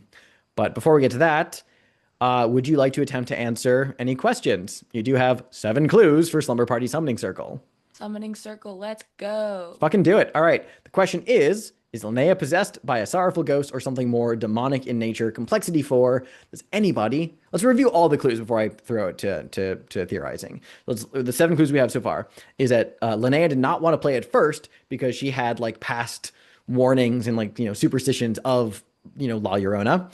That the creator of the crying game, Hieronymus Whately, was an expert in astral projection. The carving DR plus RM forever carved into a tree on the grounds of Our Lady of Pure Waters. The gruesome rotting carcass of the pig in the old cemetery. The scrap of bloody cloth on the tree branch leading to a river near where the car crash happened. The henge, that picture that Dahlia found, and the copy of the Codex Gigas. Do we have a theory, or do we need a break to start mulling one over?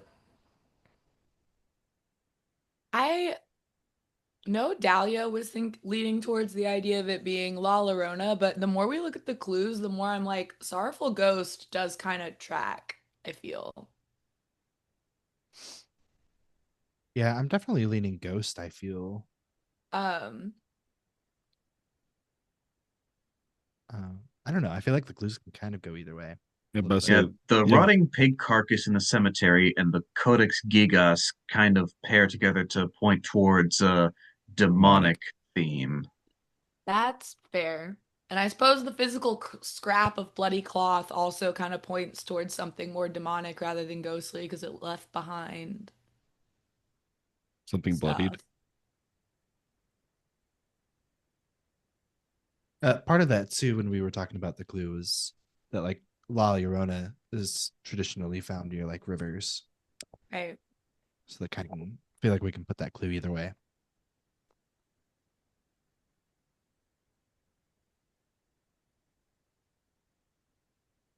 Now, I'll remind everybody that since this is a threshold question, if you get the roll wrong, it means the other answer is correct. So either way, we're clear in this question if we take a stab at it. So Yep. Um, Codex Gigas, I feel, really points us heavily towards a demonic thing because demonic as in, th like La Llorona herself. maybe because bit of backstory for the Codex Gigas. The legend behind it is that it was written by a monk who was to be bricked up behind a wall for breaking his monastic vows. And he offered to write the Bible as penance, but he only had one night to do it. And he did it. And they say that it was not God who helped him, but the devil, because there's a whole page in the center of it that is dominated by an enormous picture of the devil. And that particular page is darker, like the vellum is darker than the rest of the entire book. But the fact that the entire book is written in a single person's handwriting lends credence to this theory. I like that. Yeah. And this all happened in some monastery in, I don't really remember where, some remote part of the world. So, tell you what, let's take a short break, let you guys mull over some possible theory options, and I want to hear them when we come back. Sounds good. All right, what are we thinking? Okay, we're gonna take a leap at demonic possession Okay. using the copy of the Codex Gigas. Pretty self-explanatory. Gruesome rotting carcass of a pig in the old cemetery, sacrifice. And what was our last one? Did we settle? the scrap of bloody cloth. That, or did we want to use? We talked about that, and we talked about Linnea didn't want to play it first. I think both are valid. I think the scrap of bloody cloth being like left over shows it like More demonic presence. yeah, more of something like being left behind on purpose rather than something ghostly. Something I to agree. lead the demon. Mm-hmm. Okay, so And we're it gonna rock implies with that 3. there's someone doing stuff in modern times. Hmm? True. So that's 3 clues. Are we sticking with that? Yep. Yep. Okay, so we're gonna do it with the -1. Oh, how Yes. exciting. That's So what yes, we're. yeah. If you're wrong, it's the other one. So we're saying it's a demon. Mhm. For these reasons, the gruesome, rotting carcass of a pig in the old cemetery makes sense that there's some sort of fucking really that Codex Gigas one is doing a lot of heavy lifting here.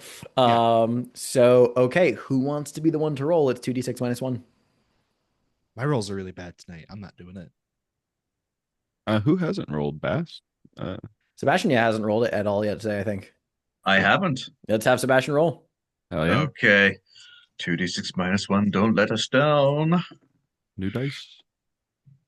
Not new dice, but this is good. I think 5, 2. That's a total of 6. Which is a miss. Close. So it So is a ghost. your answer is wrong, and it is a ghost. I'm okay with that. Misinterpreted I'm it. still okay with it. Interesting. It is It's a ghost. La Llorona's real, and or her dead mother. What's our next question? Show it to us. We there was a question that we wanted to bring up, which actually I think Mhm. Sebastian can investigate. What is Linnea's mother's name? Yeah, And is she is she dead? still alive? Does she have a dead mom? Doesn't seem to be around. I guess we'll talk about that. But your theory is incorrect. You assume it's a demon, and it is actually a sorrowful ghost. So that means it's going to unlock the next question, which is, what does the spirit want? And it's complexity 4. And if you answer that, it'll allow you to resolve the mystery by helping the spirit find peace, thereby allowing it to return to the spirit world. Unless, of course, you wish to turn the key of sadness, or all of you mark keys, to bump it up so it is, in fact, a demon. No, I'm telling you, this is it. Like we rock with her mom is dead.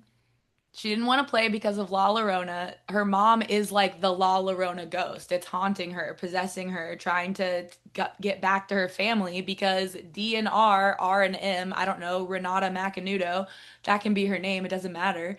Um, they were supposed to be together forever and now she's dead and she's coming back to try to get her family. Hmm? I'm just saying, it's there. You could just It's This answer is there. I true. and agree. save her life. Are you immediately trying to answer the second question as well? I'm just worried about her, and we only have 1 tick mark left. I Because don't know what you're when talking it about, hits when it hits 3 on the countdown, is it immediately over, or do we have another night to process? I don't know anything. Yeah, All I'll that say stresses is me out. all I'll say about this one is actually, uh, this actually just has to do more with the progress she has made, versus the actual time spent. So, um, might not actually be a single night phase left. It might just be a matter of where she's walking to. Hmm. Hmm. But that Oh, said, since you got a miss, and the theory is incorrect, this is in fact she is a sorrowful ghost. Uh, Picture, if you will, the psych ward where Linnea is being held. There are some, like, there's like a nurse checking in on her, checking her vitals, just, making sure she's comfortable. She's been put into like a pure white, like t-shirt and like pajama pants, just like, like a patient intake kind of thing. She's got like a wristband on her, and she's got that far away, dead-eyed stare. The nurse comes around, just asking if she'd like any water. Obviously just idle chatter, and gets her, medication ready. Like, this should help you sleep, dear.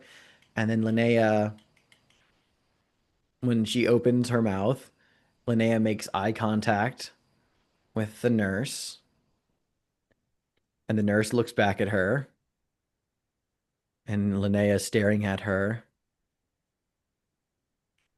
And the nurse looks very uncomfortable, kind of like backs up a little bit, opens her mouth to say something, but nothing comes out. Linnea is just staring at her with an intensity behind the eyes. The nurse kind of like holds herself for a moment, as there are goosebumps sprouting across her skin. And when she exhales, it comes out in a cloud of mist. And she looks down and seems surprised at how cold it suddenly is. And she checks the wall thermostat, and it's a pleasant 68 degrees inside here, according to the thermostat. And but when she turns back around, Linnea is standing right behind her and opens her mouth slowly and just lets out a sound of ah, and lets this mournful wail bubble up from inside of her as her head throws back. You see that the nurse's eyes widen as she shrivels up against the wall, eyes pouring out so many tears that they begin to get slightly pink from strained blood in her tear ducts as she shivers and begins to sob uncontrollably in her hands. And we just cut to Linnea walking out of the psych ward back out into the night. Of course, she's walking out of there. Mm-hmm. They can't contain our girl. Incredible. So we're going to tackle the other question tonight, or are we going to leave it on the table? I will tell you that because she was held in a psych ward, you actually bought yourself some time on this mystery, because she did not make any progress during the daytime. So she is a wandering again, but so tonight would have been the night if she hadn't been held in a psych ward previously. So you do have yourself some extra time. Oh, well, if we have extra time, I don't mind just doing the Odyssey tape and waiting. I was just concerned. It seems pressing. Agreed. Cool. As soon All as right. it's like, we're not going to fuck this up too bad. Okay, cool. Good to know. Oh, Oh, that's my bad. thank you. All right. Well, let's go around now, and I would like each of you to declare what one thing your latchkey will be doing during the night phase. Remember, it's each just one singular action you are attempting during the night that we'll focus on. So, what will Dahlia be doing? Um, hmm.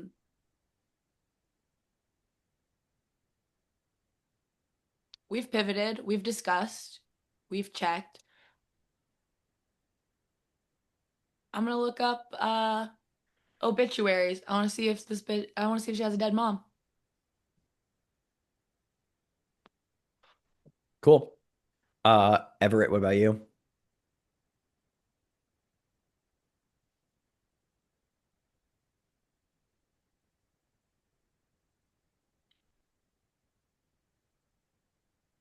I'd love to get a start on Dog Told Me to.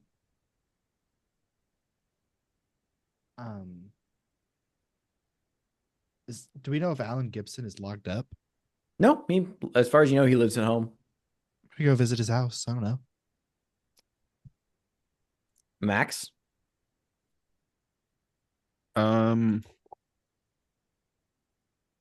I think I'm gonna chill tonight. I think Max is gonna try and just relax. He's drained. Just chill at home. Chill at home. See if anyone else is just like, hey, it's been fucking stressful. I'm gonna watch some movies, and I think you know, since we do have an Odyssey tape, if there's someone who wants to watch it, cool. Max might just watch it by himself too, though. And what about Sebastian? Sebastian is still at the Rodenbecker mansion Mhm. with Zeke, so he is going to use his never know what you're going to get move in order Do some to research. do some Yeah. research, particularly into Ezekiel Rodenbecker from way back in the day, find out what was going on with this killing 1,000 snakes. Totally. Love that. Cool. I will say that since that is not related to any active mystery, there are no clues to be found there. Rather, I might just give you some lore for free. So if you also want to be diving into uh if you have if you can find a reason that you might do some old history research that could apply to any of the other active mysteries, then great, you can get clues for those too. But there will be no actual formal clues related to Ezekiel Rodenbecker, at least on that front. So be thinking about how you want to approach this. I love it. Um, very good. Okay. Let's assign Odyssey tape prompts for Blam '03. Everybody Blam. This tape holds an episode of Blam, an educational show for kids. It features a rotating cast of Blammers who participate in short book discussions, cooking demos, performances, interviews, and more. The first is a paint the scene prompt for everyone. Uh, the second I'm going to give to, let's see, it's been a minute since I did tape. Oh, Say, it's like Zoom. yeah, it's absolutely like Zoom. Kyle will be the second one. The third one will be for Malachi, and the fourth one will be for we'll say Eric on this one. Um, now let's see. Where is this tape being watched? You have found VCRs. You have the Rodenbecker one, you have the Escondido one, and you have recently found one in Dolores's room. I don't want that Odyssey tape to go off in front of that old lady. Each Odyssey tape has its own unique effect, it has unique VCR, as we've said. So yeah, I'm inclined to. She's out of Rodenbeck. it. Yeah, I don't hate it going off in her room, TBH. Let's do it. it'll play in Dolores's room. Oh hell yeah! Okay, cool, cool. All right, here I'll give everyone a few minutes to review their prompts, and then we can dive into the night. Yeah. The night phase. A video of a young Dolores Rodenbecker tap dancing her little heart out is interrupted by Blam '03. Everybody Blam. Whoever would like to go first for the paint the scene prompt. I'll do it. The episode opens on a cavernous black room with giant colorful letters spelling out the word blam in the background. The blammers introduce themselves through a cheerful song. Each child says their name and strikes a pose. Something is off about one of the kids. He moves with jerky movements and floppy joints as though being controlled by marionette strings.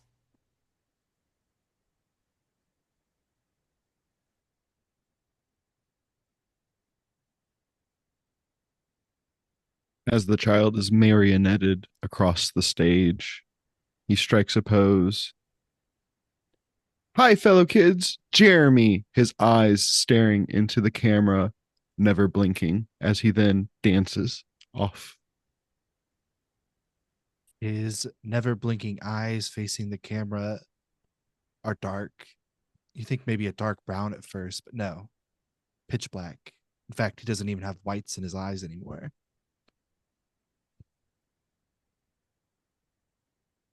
In keeping with the theme of the eyes, every so often, when he's dancing at just the right angle, turning at the right angle, you see a glint of light in the eyes.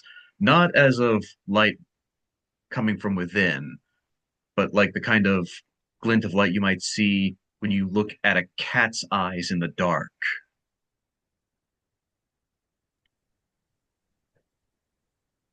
Meanwhile, downstairs at Rodenbecker Ranch, Sebastian, you are with Zeke going through some of his books that he has pulled from his room and all that, going over genealogical records. What are you focusing on during the early parts of the night here, Sebastian? Well, I'm trying to supplement our investigation into his sister's thing.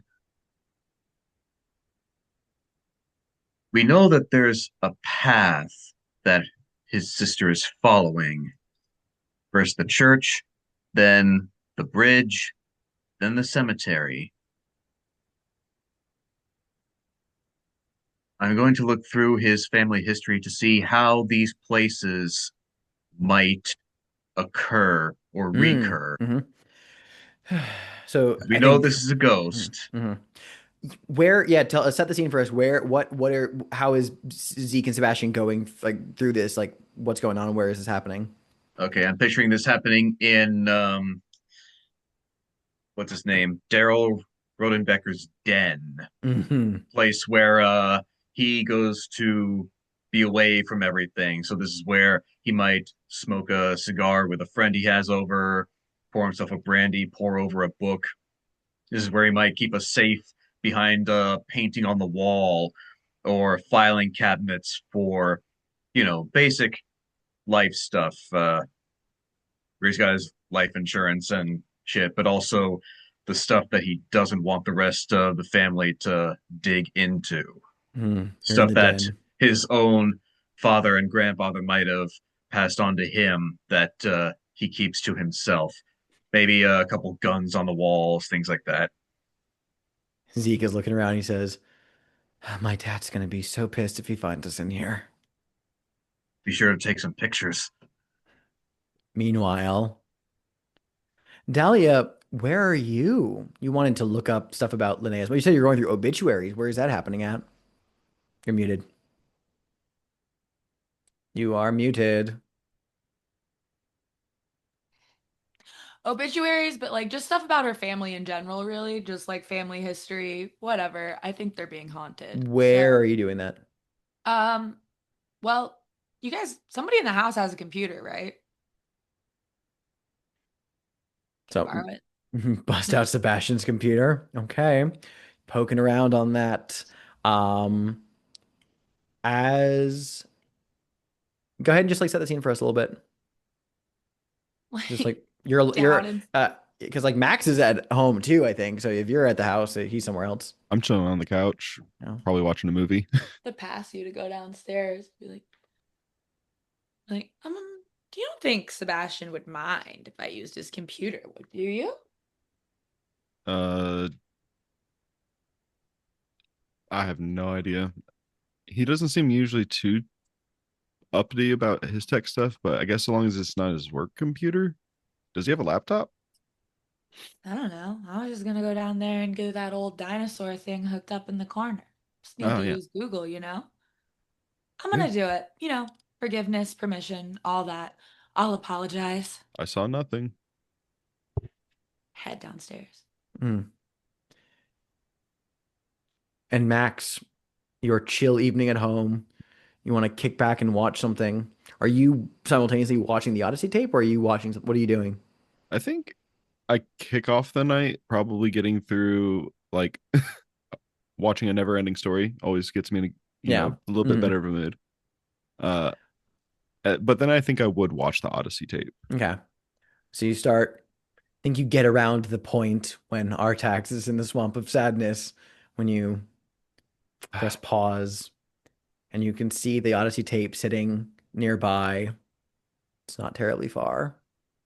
You could watch it. Are That'd you be quick. worried about watching without your fellow latchkeys? Are you worried that they're going to be mad? They can catch up later. They got other stuff. Indeed. You grab the tape, you slot it into the VCR, and you press play. Everett, you're driving to the Gibson home. You looked up the address on the yellow pages. Driving down the dark streets of Deep Lake at night. On your way there, what's going through your head? At the moment, Britney Spears blaring on the radio. And behind that, uh, thinking about if I remember anything about Officer Barker. It was a bit before our time, but I feel like he's probably seen remnants, so he's kind of thinking about that those old ad campaigns. Are you listening to the radio or are you listening to a tape? A tape. Hmm. Okay. The tape begins to garble a little bit, like the cassette is damaged or the CD is scratched, just skips and it stutters for a bit, right at the good part too. What do you do? I think damn thing. It switches over to radio. Switch over to the radio, and who left it on the fucking AM broadcast? It's news radio. Um, Ugh. there's a report coming on over your radio, the news bulletin regarding the deaths of 3 orderlies, a nurse, and 2 Mexico state police officers in connection to the recent escape of a mental patient from a state facility. Um, and that's just going on in the radio. Do you stop and listen or do you change it? I think he stops and listens, hearing that. I think he's about to change it, and then it gets to the point where it says like an escaped mental facility patient, and he goes, "God, fucking! I knew she The would get report there." does conclude by saying, by saying for everyone to be on the lookout that a dangerous escape patient by the name of Benjamin Castle is being uh is actively being there's a manhunt for him. He's being looked for. His whereabouts are currently unknown. But if you see anyone matching his description, to call, the number. It's like the news is going. Cut away from you, and let's go back to our Odyssey tape. Kyle, if you'd be so kind.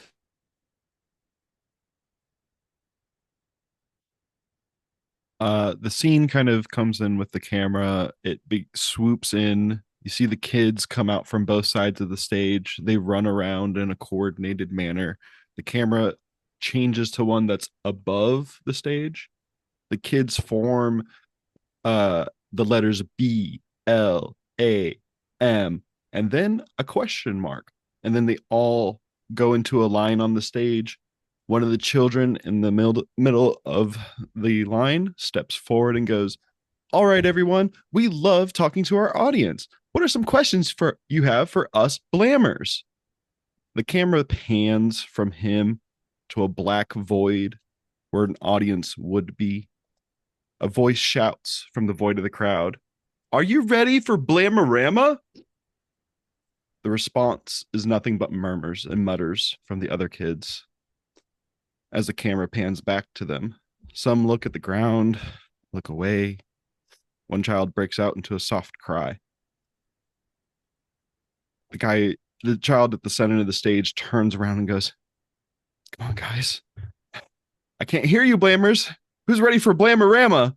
He turns, a hard smile is plastered on his face as he looks at the camera. "Come on, guys, please." All the other kids stand and look up straight into the camera and shout in unison, "We're ready." Sebastian, as you and Zeke are going over materials, indeed, you do have the benefits of your move here. So if you'd be so kind as to roll your meddling move with reason, let's take a look at your conditions here. I don't think, honestly, any 3 of your conditions would apply here, just given the circumstances. So you may roll with reason. Yeah, that's a 5. 5 total. You do find a clue even on a miss as per your move. Let me think of the complication. Yeah, it's very simple, which is to say that as you and Zeke are poring over your materials, you're going to find a clue, but you'll see headlights sweeping past the window as Dale Rodenbecker's back.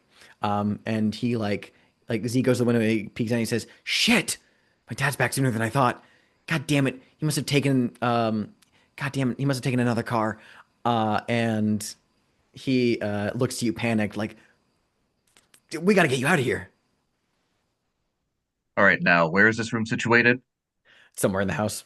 Yeah, just probably, it probably looks out on like the back third of the house or like the tail end of the driveway, and then mostly just like the acreage. Okay, so this is like a back corner of the Yeah, house. probably. Okay. And are we near the driveway where the guy's coming up? I mean, the fact that the lights pass by, yeah, you're probably close by it. Okay. Zeke, you saw him when he comes in. I'm just gonna and yeah, I'm gonna usher him out of the room, close the door behind him, turn off the lights. Well, first I'm gonna rearrange everything so it looks like we were not here. And yeah, then I'm gonna shove him out, close the door, and I'm going to slip out the window when I hear them talking in the front of the house. Give me the night move with composure. Um what are you afraid of happening here? What are you afraid of going wrong? What do you think? I'm afraid this guy's gonna go off his rocker again and try to kill me and succeed. It's actually going to be worse than that. He will fly so far off the handle. He's going to murder suicide everyone in this house. Oh boy. Uh, Okay. honestly, and With once composure. with composure, if you choose to go through with it, Or I can back out and do a different approach.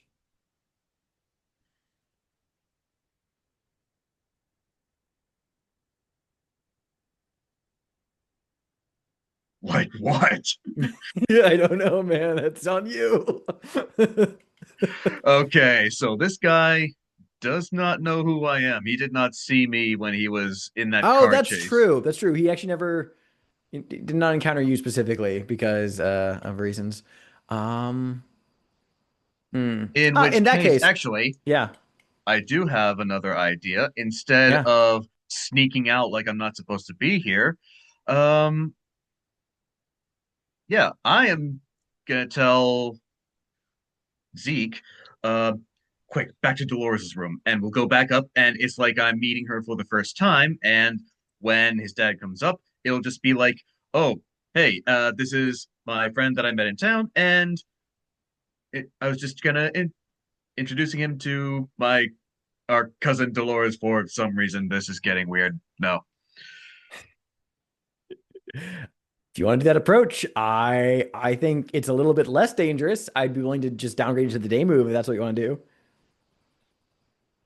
I do like the stakes of the day move better. Yeah, yeah. Okay.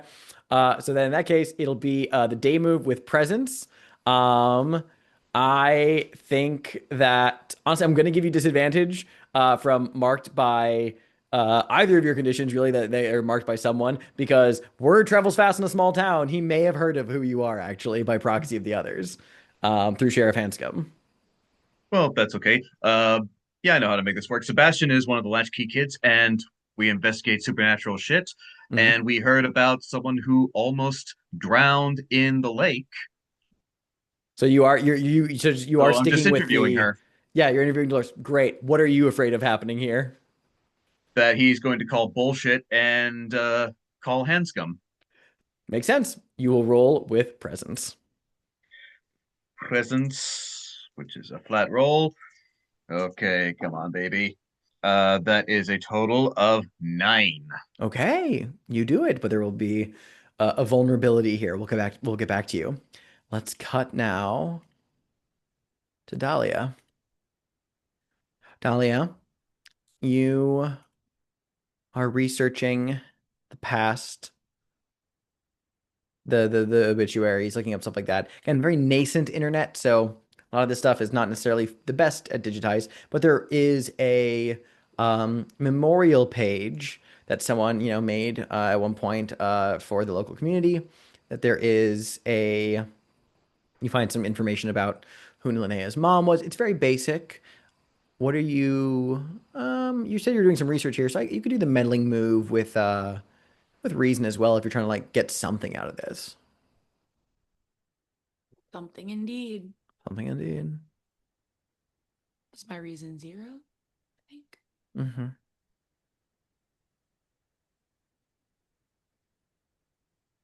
5 and a 3 is an 8.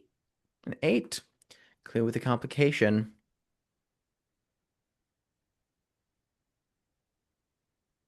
Click clack. Clickety clack.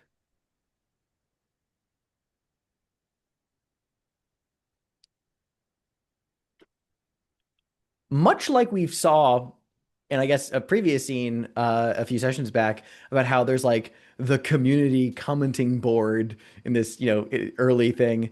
I think there's a you find some comments uh that towards the I think Linnea's mom died probably when she was like a lot younger. So like, she didn't really know her mom. So there's not really a lot about like the death itself because that predates really the internet's presence. I think rather there's like just like a page with like, oh, like, in memoriam of the people we've lost kind of thing for this like local community page that someone put up and all that. And her name's mentioned there. But there's little more than that. You don't dig up much on her mom itself. However,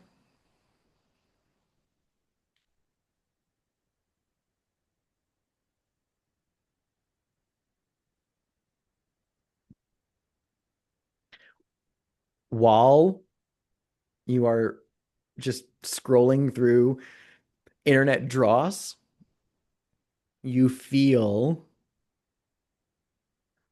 something touch the back of your neck. Fuck. Turn around Flip and no one's around really there. fast. Turn around and no one's there. No one's there at all. But you felt a sensation of something touching the back of your neck. How do you feel? Bastian, your room is fucking creepy. I have the Ta- Wiggins. Yeah, take that as a condition. But that is the clue, is that the sensation you just felt while you were perusing the internet. Ghostly And touch while perusing the internet, while investigating the family. mhm. Kyle, Max, I should say. Blam tape is playing in the background. What are your what are you feeling so far? What are your reactions to watching this play out? My I'm just like, I think I just sit there just kind of like this for a minute. And I'm just like, what am I experiencing right now? I'm just like, I remember this. I remember watching these kids before and seeing the kid come out like a marionette. I'm like, I do not remember that. I'm just like, what the I'm just like get very like just again, the weirded out is just continuing. Like I thought this was gonna be relaxing. Obviously not. While you're sitting there, the TV goes a little haywire for a moment, just a blur of multichromatic snow. You have to go up and give it a good thumping. And while you're doing so, you catch the scent of cigarettes wafting through the room.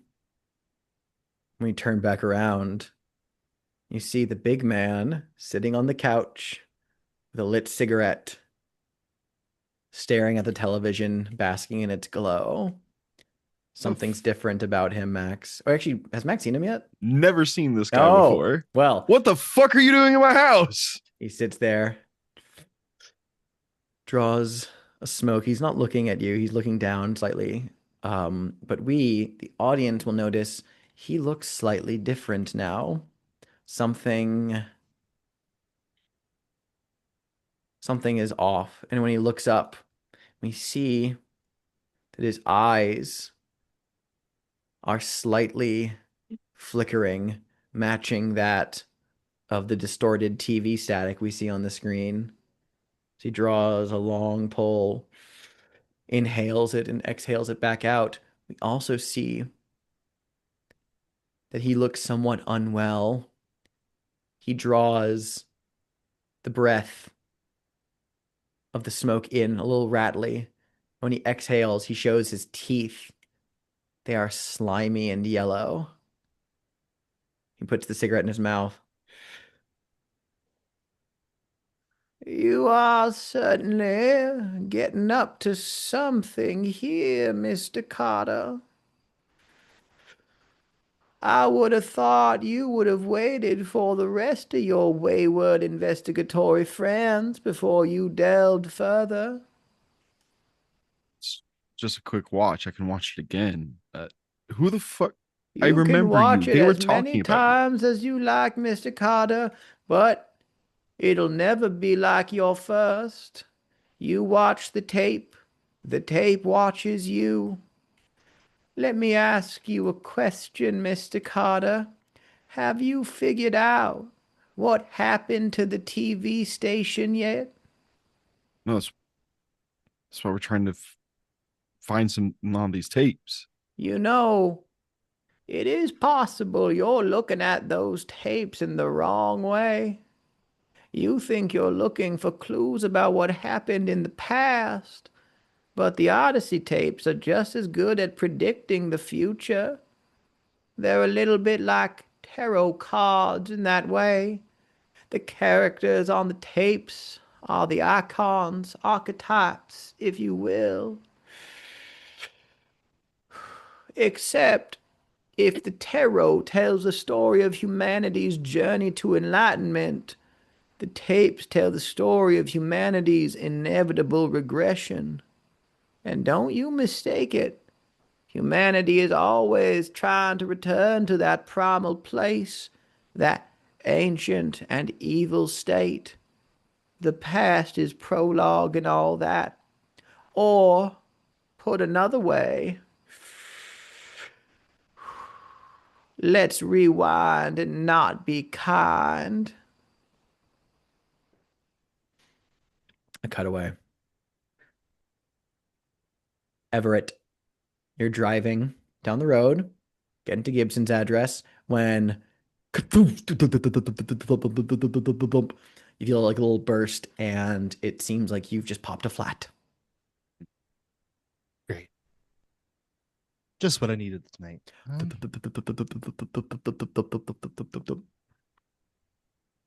What do you over on do? the side of the road. Pull over. As Of you course, there's an escape mental guy murdering people. Linnea's probably out there. I'm sure this will go great. as you get out of the car, you check your wheels. It felt like it was your front right wheel, and as you go to look at it, you see a glint from one of the street lights off of something metal in your tire. You find a rather large butcher's knife jammed into your tire.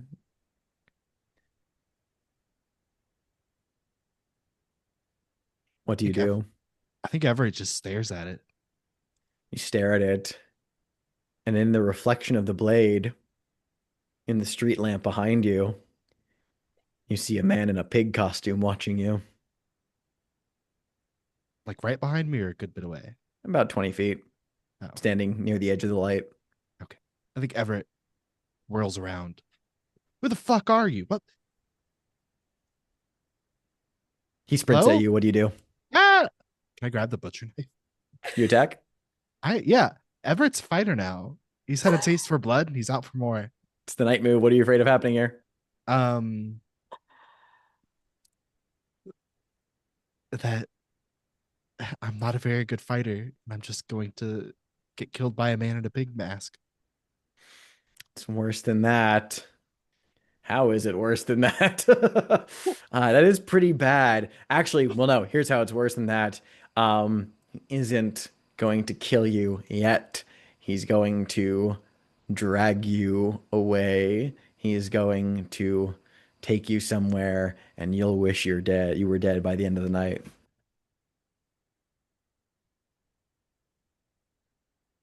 It'll be with vitality. Disadvantage because you're encumbered, or because of split lip because you already took a beating earlier. Either one works.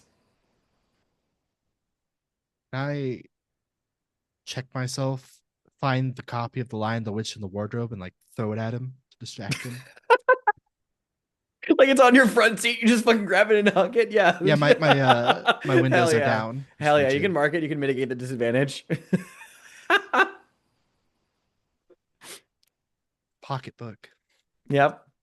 Fucking whip it at his head. You're holding a knife and you whip a fucking book at his head. Hell yeah. Okay. 6 and a 4, 10. Okay.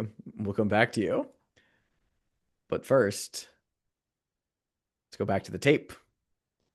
Malachi, your turn. Today's Blam game is hot potato. The Blammers circle up and start passing a ball around. A shrill, rhythmic beep comes from somewhere off camera. It speeds up as the kids pass the ball as quickly as they can, growing visibly terrified. The beeping reaches a crescendo and then stops. The Blammer, who is holding the ball, tries to drop it, but too late. It pops, and a cloud of acid mist sprays them. And you see the flesh begin to melt off their hands just before the image crackles into snow.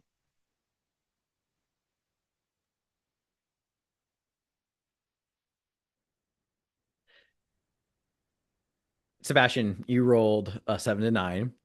So I still owe you the clue, by the way, that you did find from your miss. So I will tell you that here in a moment. Um, the I'll keep this very simple. If you do commit to this course of action, that oh, I'm interviewing Dolores. Um, very simply put, you will I'm trying to think of how to phrase this. I think just very simply that fucking Daryl Rodenbecker is going to kick you out of his house and he never wants to see you again. He's like, just stay the hell off of my property. Don't talk to my kids. If you try coming back here or he catches you again, like talking to any of the people he knows, he's gonna fucking whoop your ass. He doesn't he is all big up on these threats now. But he comes back and he actually seems very distracted because he's like on his like phone. He's like, what? What do you mean he escaped? What the fuck do you mean escaped? She's fuck. And then like he'll find you and be like, who the fuck are you? He's whistling a little bit from the missing tooth. Um, you know what? I think I'm going to turn a key of the child to bump this up. Okay. To just a flat 10. Okay. Go ahead and mark the key. Okay. No, hang on a second. I gotta remember which one it was. I think the next one I had was when I found out that my parents were imperfect. Yes, that's it. Incredible. Instead, that's a 10 plus. So you get to tell us what happens in this scene. Okay, so by the time he hangs up, he looks down the hall and he sees me and Zeke at the door of Cousin Dolores's room, and it appears as though we have just wrapped up talking to her. He gets up to us, looks over our shoulders, and catches a glimpse of Blam on the TV before it flicks back to the same old tape that she was watching. And then begins the interrogation. What are you doing here?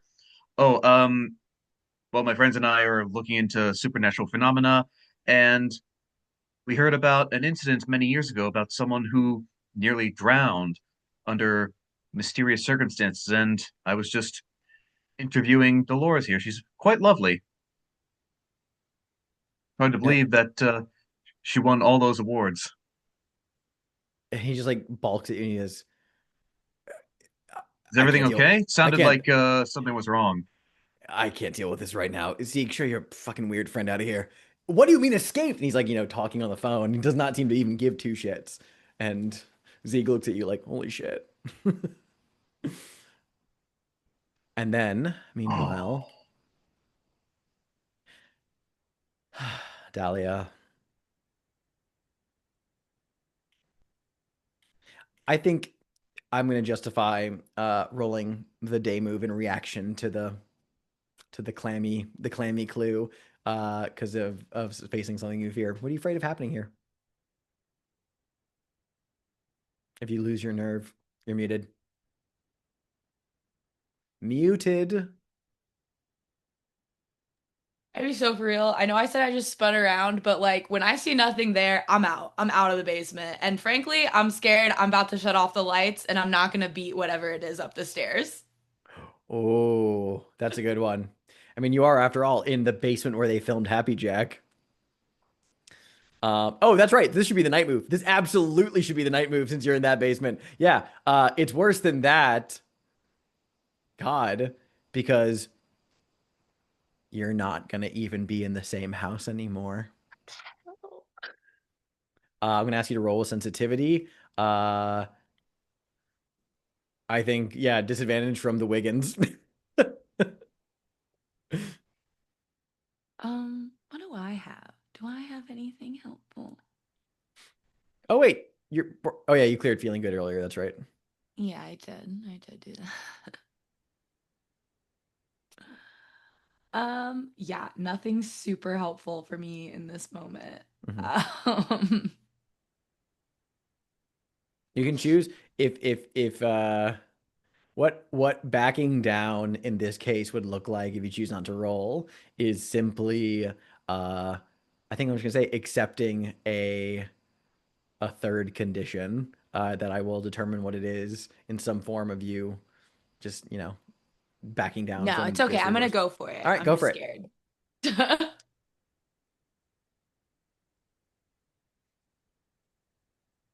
Okay, I have disadvantage.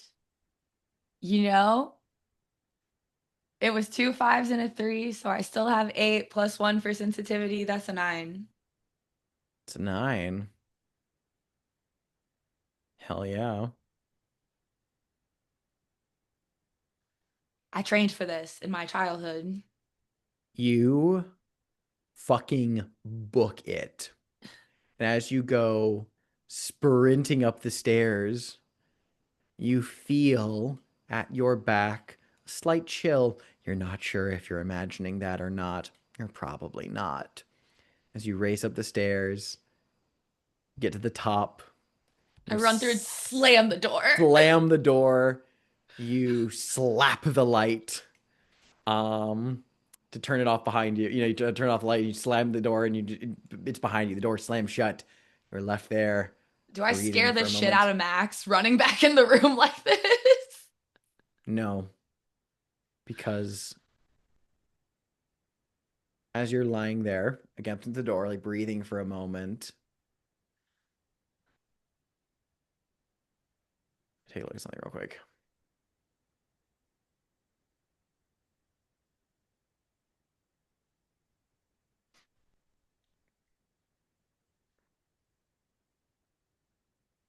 You hear. Actually, no. I'm gonna rewind my statement a little bit. It's like when you're running up the stairs, you slap the off light. You hear a strange sound behind you, like a clicking whir, and there's like a flash of something behind you. But then you slam the door. Your brain's processing this all too quickly. You're breathing, and everything is quiet. And then on the other side of the door, you hear some shuffling. You look down at your feet and see a Polaroid is being slid under the door. It's developing, slowly developing, and you just stare at it as you watch it develop the image. It's a picture of you running up the stairs. And you realize you don't have your Polaroid camera on you. Something took it off of you while you were running. Oh my God. Something may have actually touched you.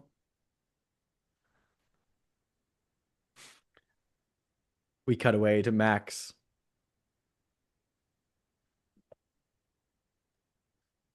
Hey, I lean down towards the VCR and I press pause, and then I press rewind.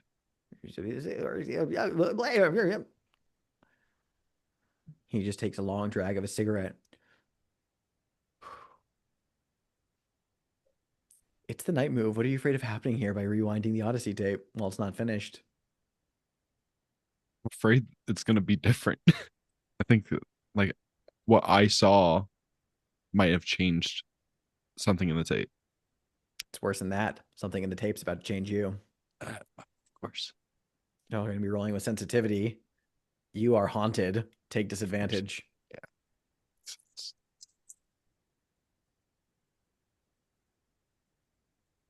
not the worst I could have done, but not the best. That is a 6 plus 0. So 6. 6 flat. As the tape is rewinding, you're watching those blammers go through their activities, their motions again, all the while. The big man just sits on the couch. He has an almost sad look to him as he looks away and draws in a cigarette. What? And it takes you a You said to moment to rewind it. you realize that though the tape is rewinding, none of the figures are moving in reverse. Everyone on the tape with their blank staticky expressions are moving. They are moving in reverse, but not the actions you saw before. They're actually it's like the little dancing man in Twin Peaks. It is like Hmm. reversed movement enacted to look like it's in real time. They're looking into the camera, all the children, and they begin to spell out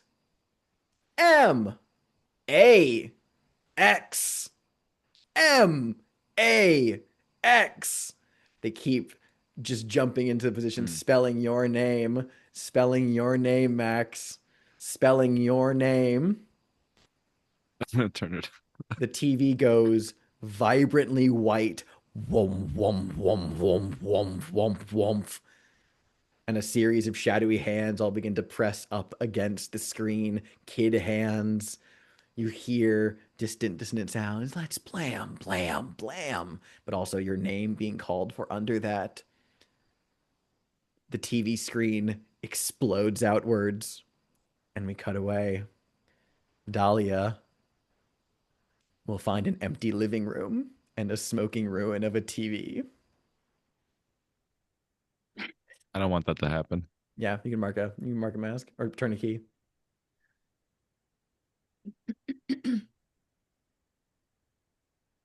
You know what? I just met him. Time for the Wandering Monolith. It is the Wandering Monolith. This is our first time marking the Wandering Monolith. You are now able I to seek see. out the big man willingly, so you can go speak with him for clues. You can find him on your own terms now. We'll come back to you. Everett, what'd you roll again? A 10. 10. Narrate what happens. Yeah, I think Everett throws the book at the person in the pig mask's face. It like conks them a little bit. So they're just a little bit disoriented. He grabs the cleaver, kind of like swipes at them, aiming for their like waist. I don't think it kills them necessarily, but maybe just like a thin line of blood drawn as they stumble backwards.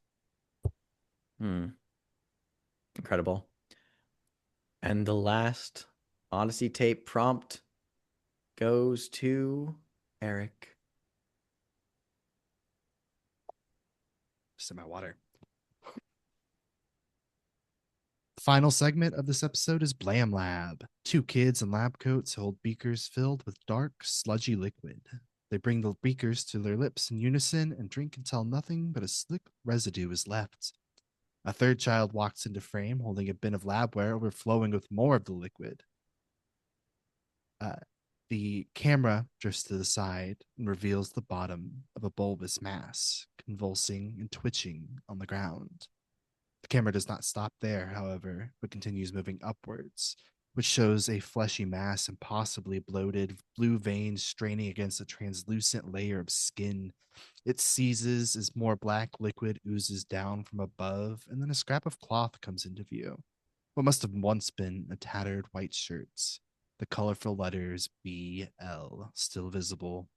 As we arrive at the head of the thing, there's a face twisted beyond all recognition, but undeniably once the face of a young child. The mouth of it gapes open wide, metal implements forcing it open as a waterfall of this black sludge pours out. And then a black screen. Blam! And the tape stops. Sebastian, once you leave and got this moment behind you, you'll have a time to actually parse the clues you found, or rather the clue. Let's see here. Because you were looking into some of the old history stuff. Hmm.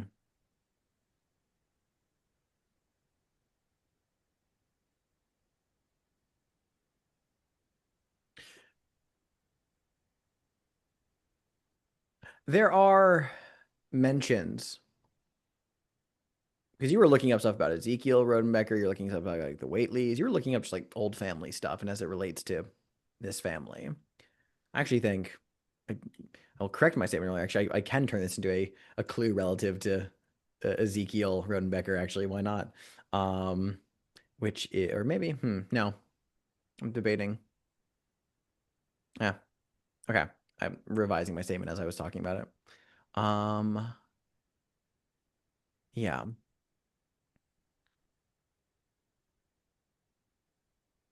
You actually found while you were poking around Daryl's den a collection of like letters from decades ago. Um, and you were doing your research with Z, kind of like finding some dead ends, but like you ended up finding like this bundle of love letters, dating back several decades. You're not really had the chance to read them all, but you absolutely fucking pocketed those, I bet. Um, so those love letters are the clue, the decades old love letters that you found while rooting around like the old belongings of the Rodenbecker family with Zeke's help. That's what you find. That is your clue. Got some love letters. You're looking them over, and you've made it out of Rodenbecker Ranch. Huzzah! Meanwhile, Dahlia and Max, you bump up your result. So as you rewind the tape, nothing happens. You rewind it, you rewatch it. No change in footage. That said, when you turn back around, the big man is gone. You cannot speak with him further in this scene. And that's when you hear do slam of Dahlia's whole endeavor. You two can have your wrap up of your evening here. Talia, you okay?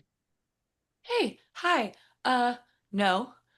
Um, I'm not. well, What the fuck is going on in this place? do you like mind if I just sit with I'm like walking over. If I just sit with you for like a second, I sit Yeah, down like uncomfortably close to you yeah. What's going on? with you between me and the basement door. Yeah, I hit the eject button before I go sit down, and I just kind of sit at this like blank TV now, and I just go sit with you, and I'm just like, um, I should have Sorry. just stayed Sorry. watching, uh, Never Ending Story. That would have been better. Yeah? Did you see Yeah, something weird? Because I didn't yeah. see something weird, but I felt something weird. There was like definitely something in that basement with me. I do not know how Bastian stays down there. Um, you've all seen this big fucking freak of a dude with dressed in yellow smoking a cigarette, right? High pitched voice. The guy in the pictures? Yeah. He was right here, and then he disappeared. He stopped. I started to watch the Odyssey tape, and he stopped me. Um, I'm gonna wait for you guys. I think that's what I was supposed to do. I thought I could get a quick little peek, and that was uh back to actually I go back up to the TV, pull out the Odyssey tape, put it to the side, put back in Never Ending Story.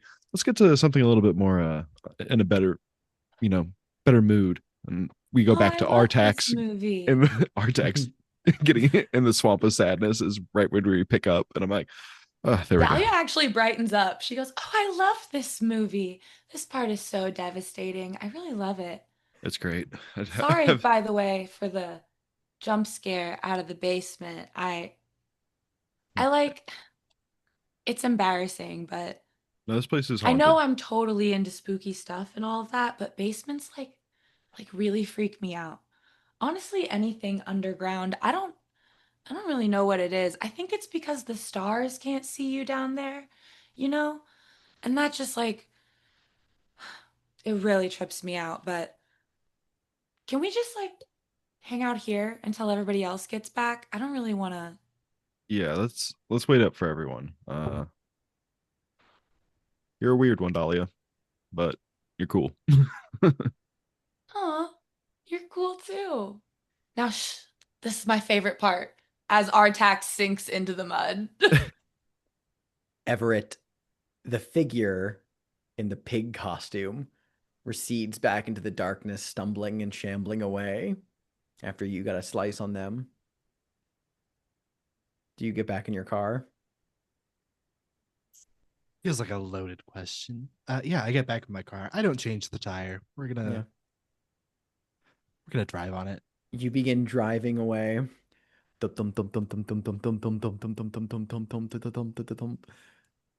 And as you turn one street corner, your headlights shine on a woman, an old, old woman. She's dressed in a red, white, and blue dancer's leotard. Her auburn wig is all askew. Her eyes are clouded over. She is so old and decrepit looking. She's standing in the middle of the road, and as the light shines on her, she stops walking across, slowly turning towards you, her teeth slightly jittering. And she looks into the lights of your car, and a wide, rictus smile appears there as she just begins to do a very laborious, tentative tap step dance routine right in the middle of the road. And then, right as she does a little bow, your headlights go off. When you get your car back on after a few turnovers, they come back on. The woman is gone. There is a single little sailor's hat sitting on the asphalt. And we cut back and we see the interior of Dolores Rodenbecker's room. The TV is just playing the end screen of the Odyssey tape. And Dolores is not in her chair. And somewhere, Anything Goes begins to play. That concludes the night phase. What effect you just triggered by watching the tape in Dolores' room, you won't find out for a while, but just know it was bad. Incredible. Let's go to Dawn questions. We did not resolve a mystery. Dahlia, did you receive a signal from the other side? Yeah, I did it with the scarecrow and his guts spooling out everywhere. Yeah. Were you vulnerable to someone? Yeah, I told Max that I don't like basements, and it's because Yeah. the stars can't see me. Did you deliver a chilling monologue? No, Well, I don't that's think still recounting spooky stories to tell in the Yeah. dark to Everett really counts. You still take 2. That's your first advancement as Dahlia.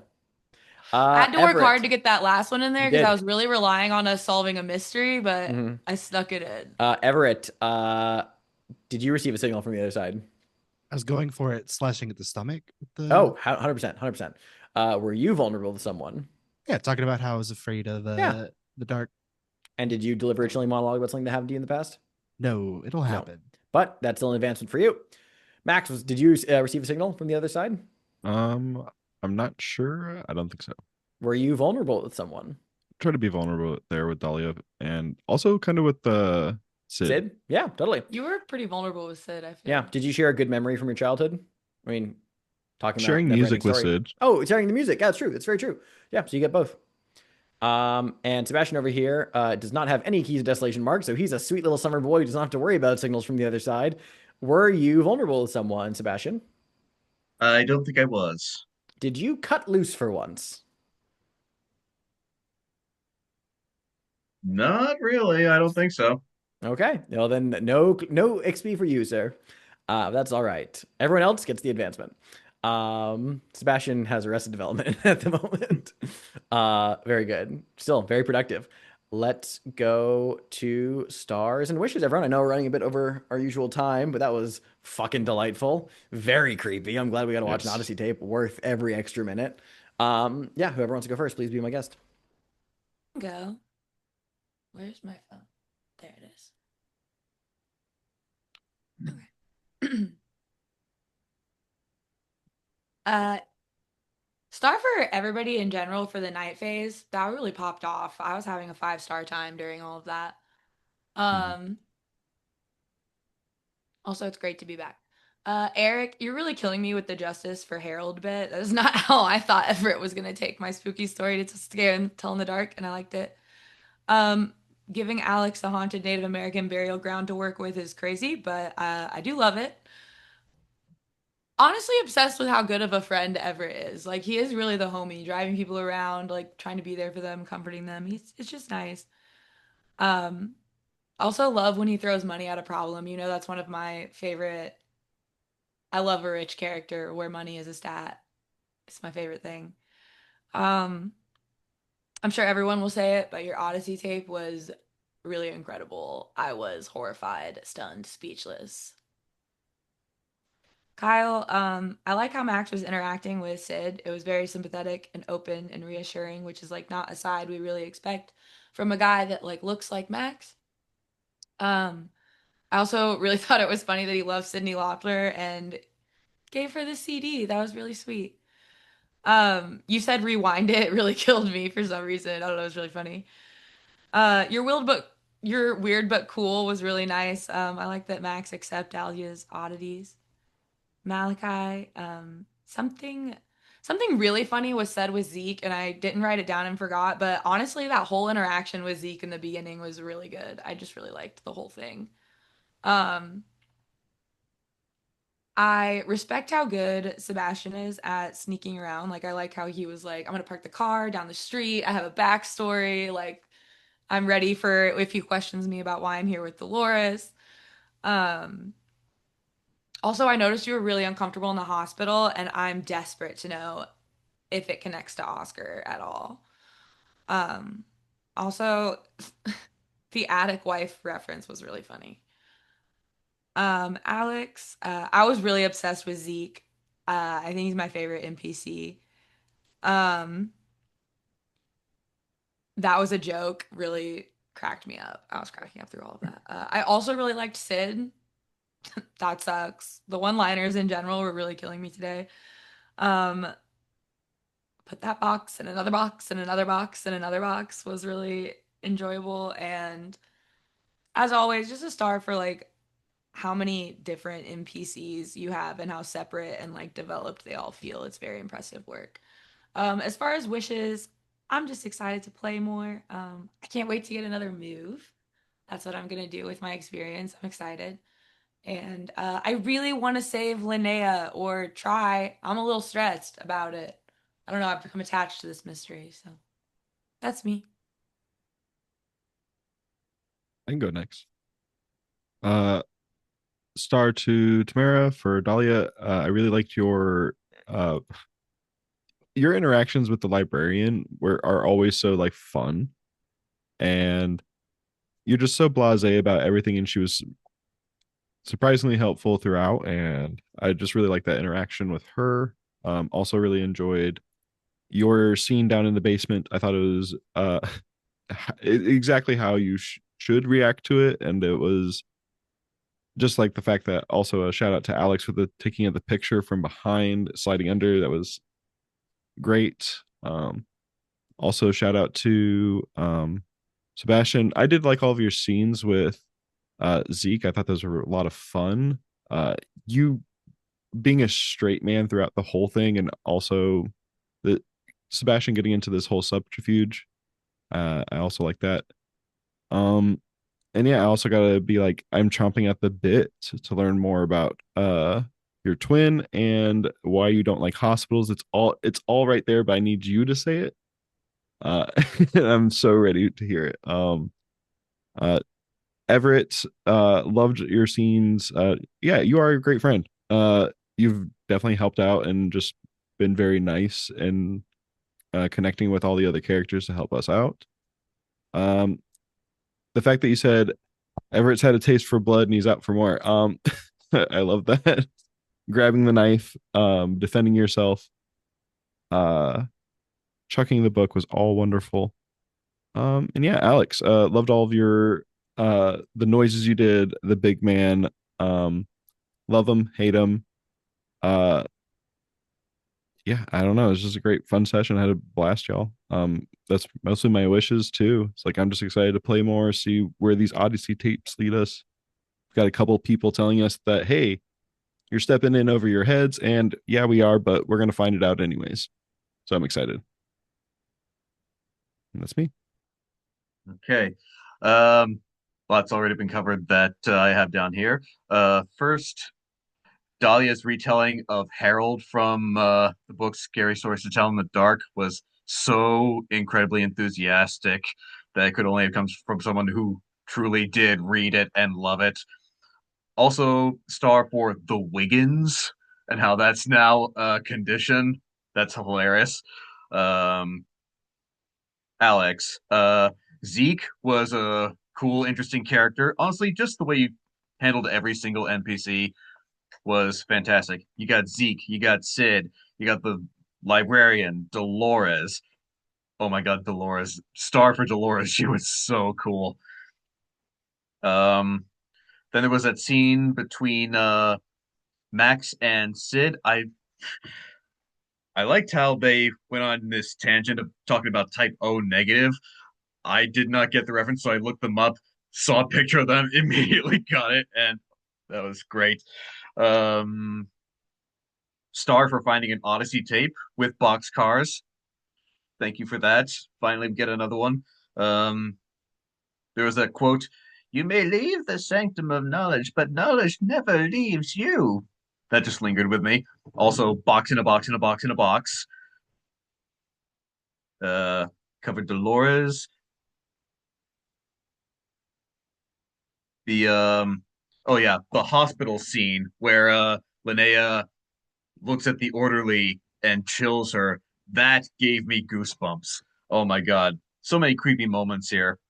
Um, yeah, the moment in the basement with the Polaroid being shoved under the door. I wanted to ask, wait, is the picture of her from behind or from the front? Because holy crap, that would have been even creepier. Uh, Also, the big man dropped a couple good gems. Let's rewind and not be kind. What's past is prologue. I always love a good Shakespeare reference. Um, the moment where Max rewound the tape and the kid spelled out his name again, chills. Eric, your Odyssey tape prompt. Oh my God, that was so visceral and so disgusting. It will linger with me. And then just the whole sequence of Everett being out there with a punctured tire in the halo of the street lamp with two mental patients out on the prowl. What could possibly go wrong? And who do we get to see? First, the pig mascot again. What the heck is this guy? That's one of my wishes. Find out what's going on there. Um, the chucking of the book was great. And then who do we see again? Dolores with a rictus grin out in the spotlight there. Again, goosebumps. And now we get to look forward to, oh, we played an Odyssey tape in her VCR. What could possibly go wrong? So that's a couple wishes mixed in there. Um, yeah, also, I want to another wish for me, get some advancement for Sebastian here. He's kind of trailing behind, so I gotta get to work on that. But yeah, that was everything I had down here, and I just want to keep on playing this because this feels like such a much higher stakes game than the Between, and I love it. Yeah, I feel like we're really walking on the wire's edge. A lot of mine have been said, but Kyle, yeah, Max kicking the door to try and get Ed's attention. Very funny. I love that we got to find out that Max is a Cyndi Lauper fan. Also at the end there, when the movie restart, let's get something. Let's watch something to get us in a better mood. Restarts the movie at Artax in the Swamp of Sorrows. So funny. Tamara, another star for the scary stories to tell in the dark retelling. I really loved it. Malachi, when you were talking to Zeke originally, just like that whole interaction in general, but like the I'm sorry, that's your father, I guess, really killed me. And also the way he kept trying to leave the conversation, and you were just like, oh no, we're talking. Alex, is the guy liner not heavy enough? Really killed me. I really loved, yeah, all the NPCs this session. Zeke and Sid, great. Really love Lupe. I like how Dahlia and Everett are just having a good time with her, and then she locked Max and Sebastian into a room. Also, like, I don't know, she dropped some lore, she dropped some spookiness, some great hungers. What's that? Exciting. And yeah, a box in a box in a box kills me. Zeke with the deadpan. I've worn that sailor's hat too many times. Really got me. And then yeah, just so much of the spookiness this episode was so good. Like the radio that that's the one guy, Benjamin Castle, escaped when I was expecting Linnea, like a nice little subversion there. The Polaroid under the door, the kids spelling out Max's name, Dolores in the street, all just incredible. So good. Wishes, yeah, I really want to know what's going on with this pig mascot guy. Don't care for him. And yeah, just to keep playing. Such a fun session. This is great. Yeah, this was a fucking great time. I'm so glad that we got back to this because I know we had an off week, and we got to do another Odyssey tape. I'm so happy about that. I just immediately got a star. I'm so happy to have Sid appear. So as I've mentioned before, I wrote The Whisper. And the number one thing I have seen with The Whisper from other experiences I've also played in it is like Sid almost never shows up. And you know, and I totally get it. Like sometimes it's just like, you know, you have this toolbox of characters. Not always they feel like they appear. I went into this campaign being like, I need to give my girl some love. I need Sid to show up and be present. Because I think having a little like rambunctious kid on a bike is really fun. And so I loved that the little bonding moment she and Max had where he could have brushed her off. I know that was really cool. So I look forward to hopefully seeing more of her.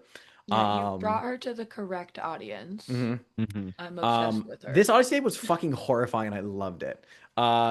Yeah, I could. I gotta say the turn around to the audience void, and then just the off camera voice A24 style, just being like, "Are you ready for Blamorama?" Is horrifying. I truly loved. Also, the fucking acid spray ball then cut away, horrifying. Reminds me of that like parody commercial someone did for like a off-brand like like Capri Sun pouch thing where all the kids merge into a body horror thing. That video reminded me of that. That's 100% Odyssey tape.